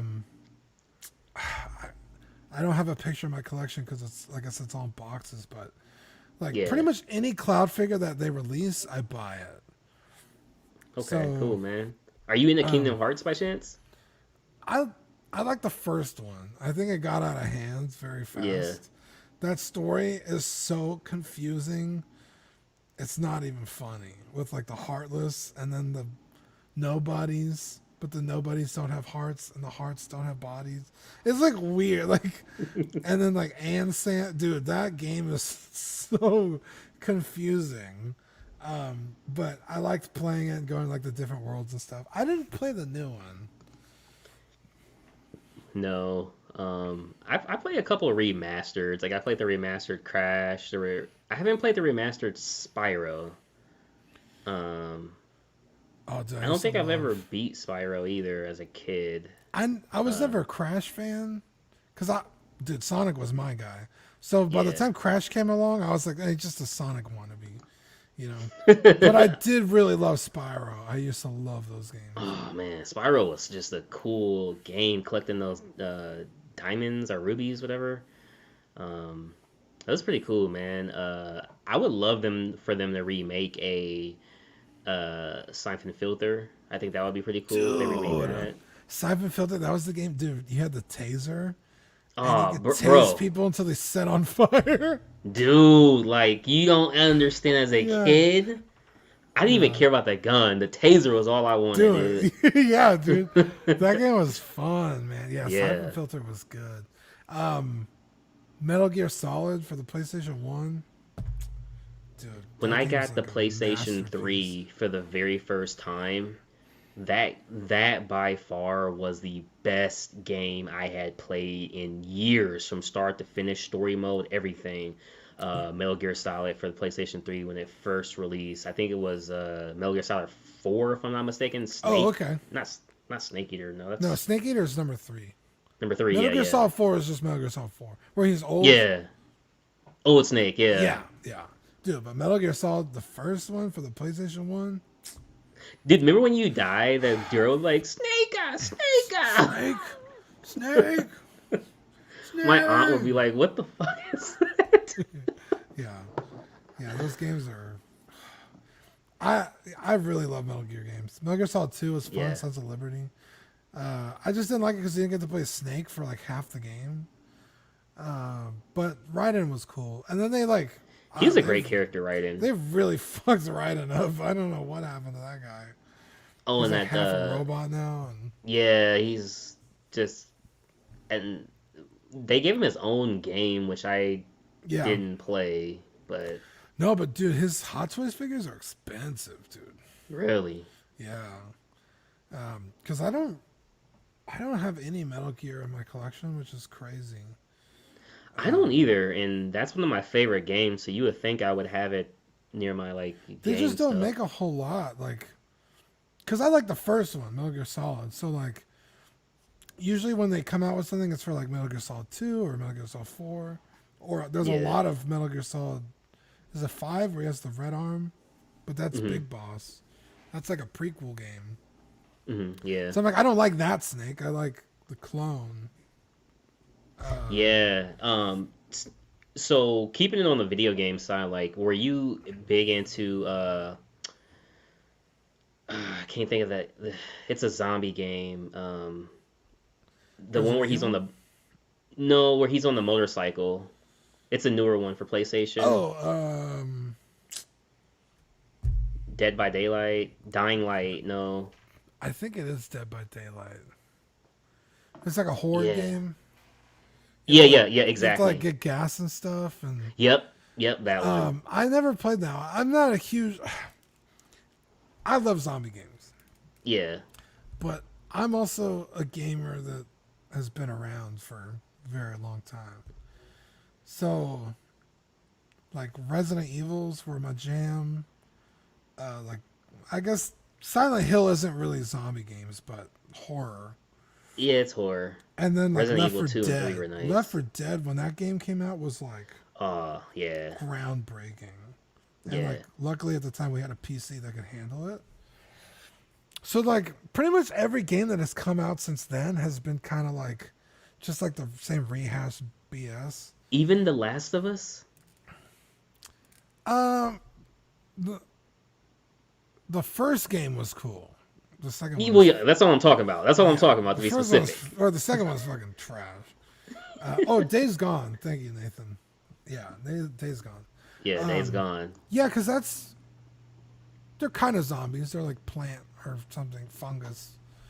That game Yeah. was really cool. That was really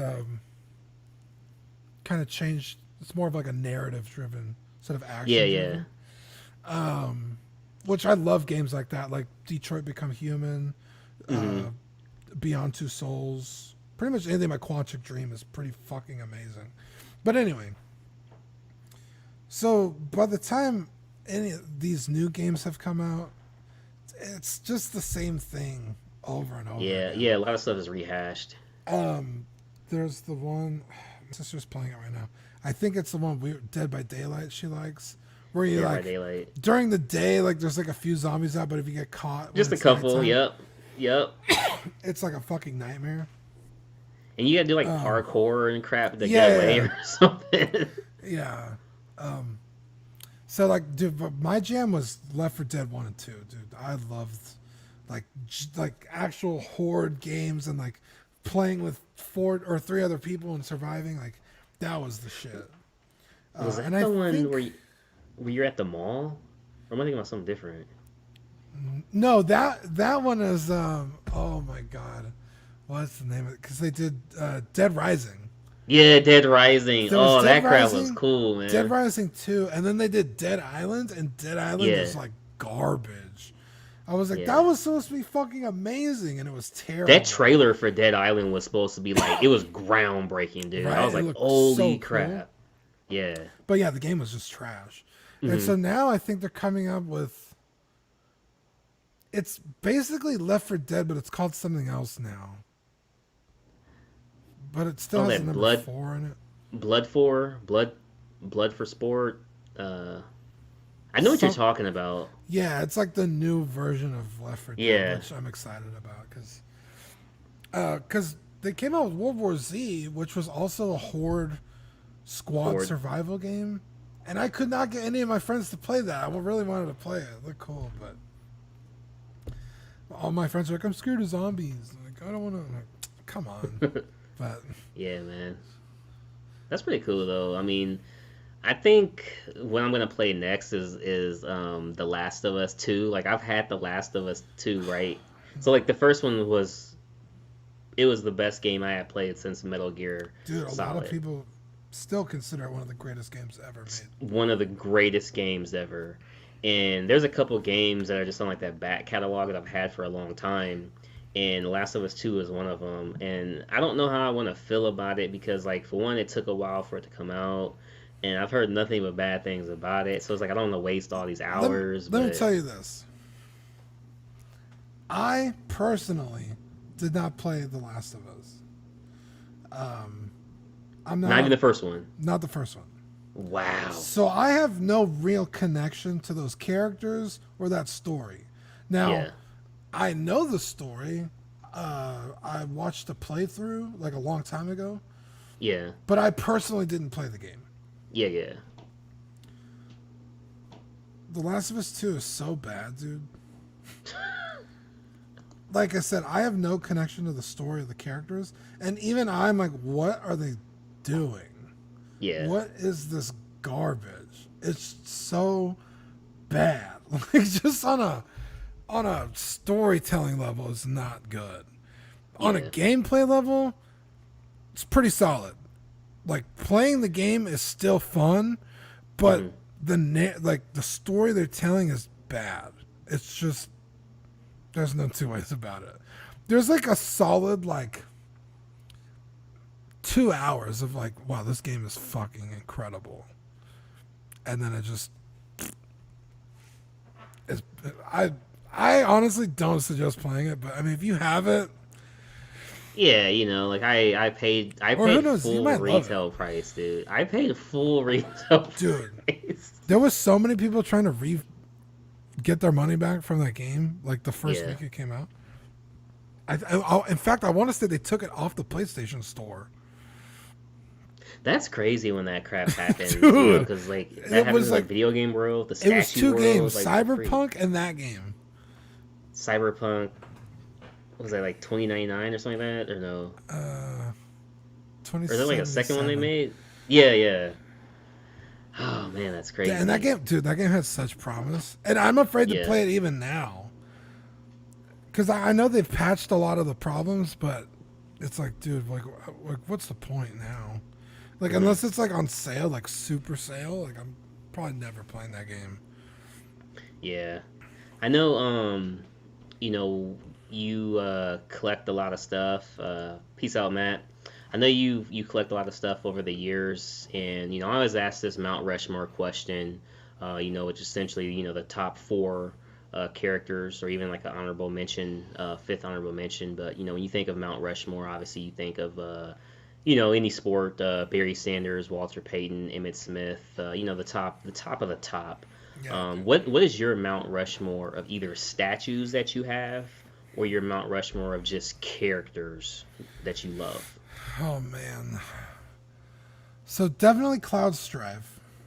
I love Cloud. Boba Fett, just a classic, dude. Okay. Boba Fett's so cool. God, and two more. That's tough, dude. Rick Hunter from Macross, and then only because he's so iconic and like there's so much cool stuff. Probably Vader. Vader. Okay. Like Cloud and Rick are there, like pure nostalgia, and you know. And then Boba Fett, just because he's so fucking cool, you know, he never said anything. Okay. But like Vader is like, he's so menacing, you know what I mean? Like, and I guess like Fett, Vader, Rick. Okay. fifth honorable mention was probably he's from Mass Effect. His name's Garrus. I love Garrus, Okay. but they don't make a lot of Garrus stuff. I own like the 2 figures they ever made of Garrus, and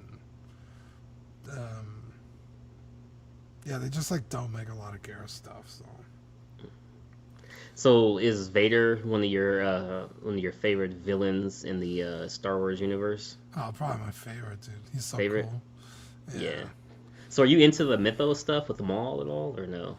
I can't stand Darth Maul at all. It's like, let this dude die already, guys. Like, stop trying to shoehorn him into everything, please, for the love of God. But I like are you talking about the statues, the mythos statues? Yeah, because that line looks pretty cool to me, man. Yeah, dude, John picked up the Mythos Vader, like the first statue that came out, or the first Mythos line. It was like Maul, Boba Fett, Obi-Wan, and Vader. He picked up that Maul and that Vader.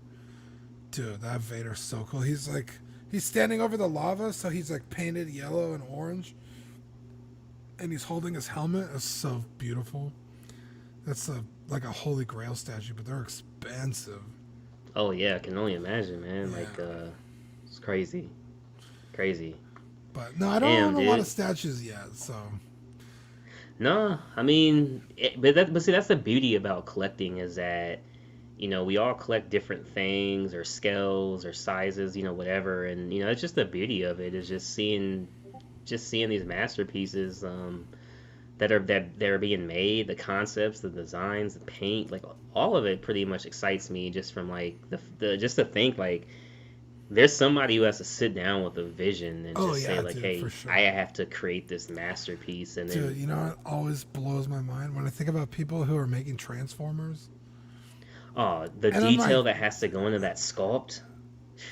not only that, but then that sculpt has to transform into another thing and fit together. And Yep.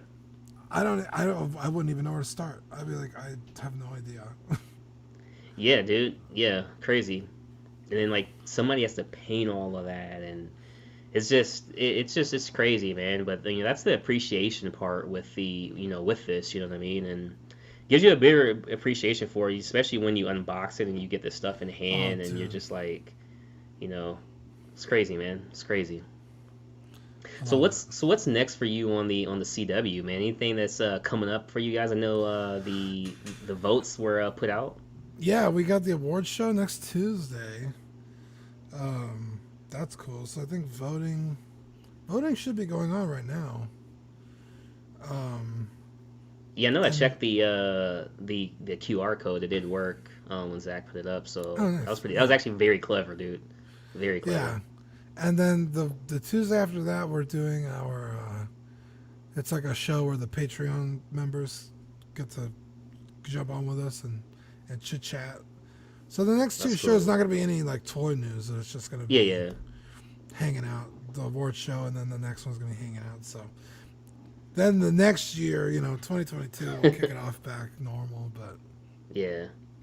yeah, Yeah, that's cool, man. I actually am putting together a holiday stream to where I'm gonna bring everybody back who's been on the show so far. oh nice, okay. Yeah, I'll go ahead and show the thumbnail with you real quick here. Just got done making that there. This bad boy right here. Hey, there we go.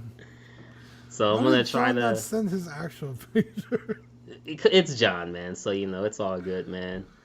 Yeah. Um, I actually gotta redo it. It took me. I'm like, dude, who am I missing on here? And then Mario. missing Vane. Vane 21 was episode 8, so I gotta get Vane on here. But it's looking Oh. good. And Oh, I thought episode 10 was Mario. so episode 10 is me bringing everybody back. So Okay. I'm gonna get Mario before the year is over. Okay. Yeah, yeah. So no worries there. Or depending on scheduling or whatnot, I may just do like Mario episode 10, but then just have this kind of like the holiday episode. Like I'll kind of figure it out because obviously it's gonna be Yeah. based on schedule and stuff. But we're gonna make Yeah, it work, just man. let me know what day that is. I'll be there. Yeah, yeah, for sure, man. It's either gonna be a Thursday like normal, or it's gonna be a Saturday depending on who's schedule and all that type of stuff. So Yeah, I should be free either one of those days for the rest of the year. Because usually we do our D&D streams on Saturday, but one of our yeah, players is out of town, out of the country. So gotcha, man, gotcha. But dude, man, it's been real. It's been a pleasure, man. I hell definitely yeah, dude. appreciate you hopping on. Um, yeah, man, it was pretty cool, and like I said, just getting to know you a little bit more.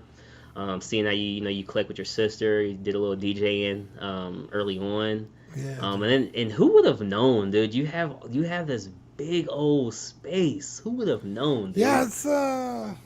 Dude, the chat it's was like, going crazy. They were saying you should put a pool in there and like a yeah, pool table, yeah, art yeah. It's about prints. 800 square feet. It's just my room, so Oh, damn.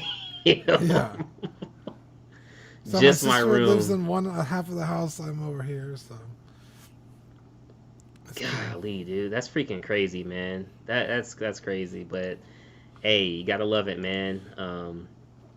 appreciate everybody who tuned in from the beginning. Appreciate you guys who stayed all the way through from the beginning to the end here. You know, that was very, very cool. So, Dean, thank you again. I can't thank you enough, man. You were definitely very good, you know, interviewing you and just chit-chatting with you, man. And as I always say, man, Texas forever, man. Dude, greatest state in the union, bro. Greatest state in the union. Everyone, dude, especially in the CW, everyone always gives me so much shit for my flag. And I'm like, you know how many people moved to Texas this year? Everybody that could. Everybody from like California was like, yeah, I'm just going to go to Texas. Yeah, dude. I was just going to go to Texas, man. But guys, it's been real. Amazing. This is episode 9 of the Cashing Out Show featuring Dean the Dream. Thank you guys for being here. And hey, peace out. Deuce. Put some cash in your life, put some cash in your life. If your cash ain't right, if your cash ain't right, put some cash in your life.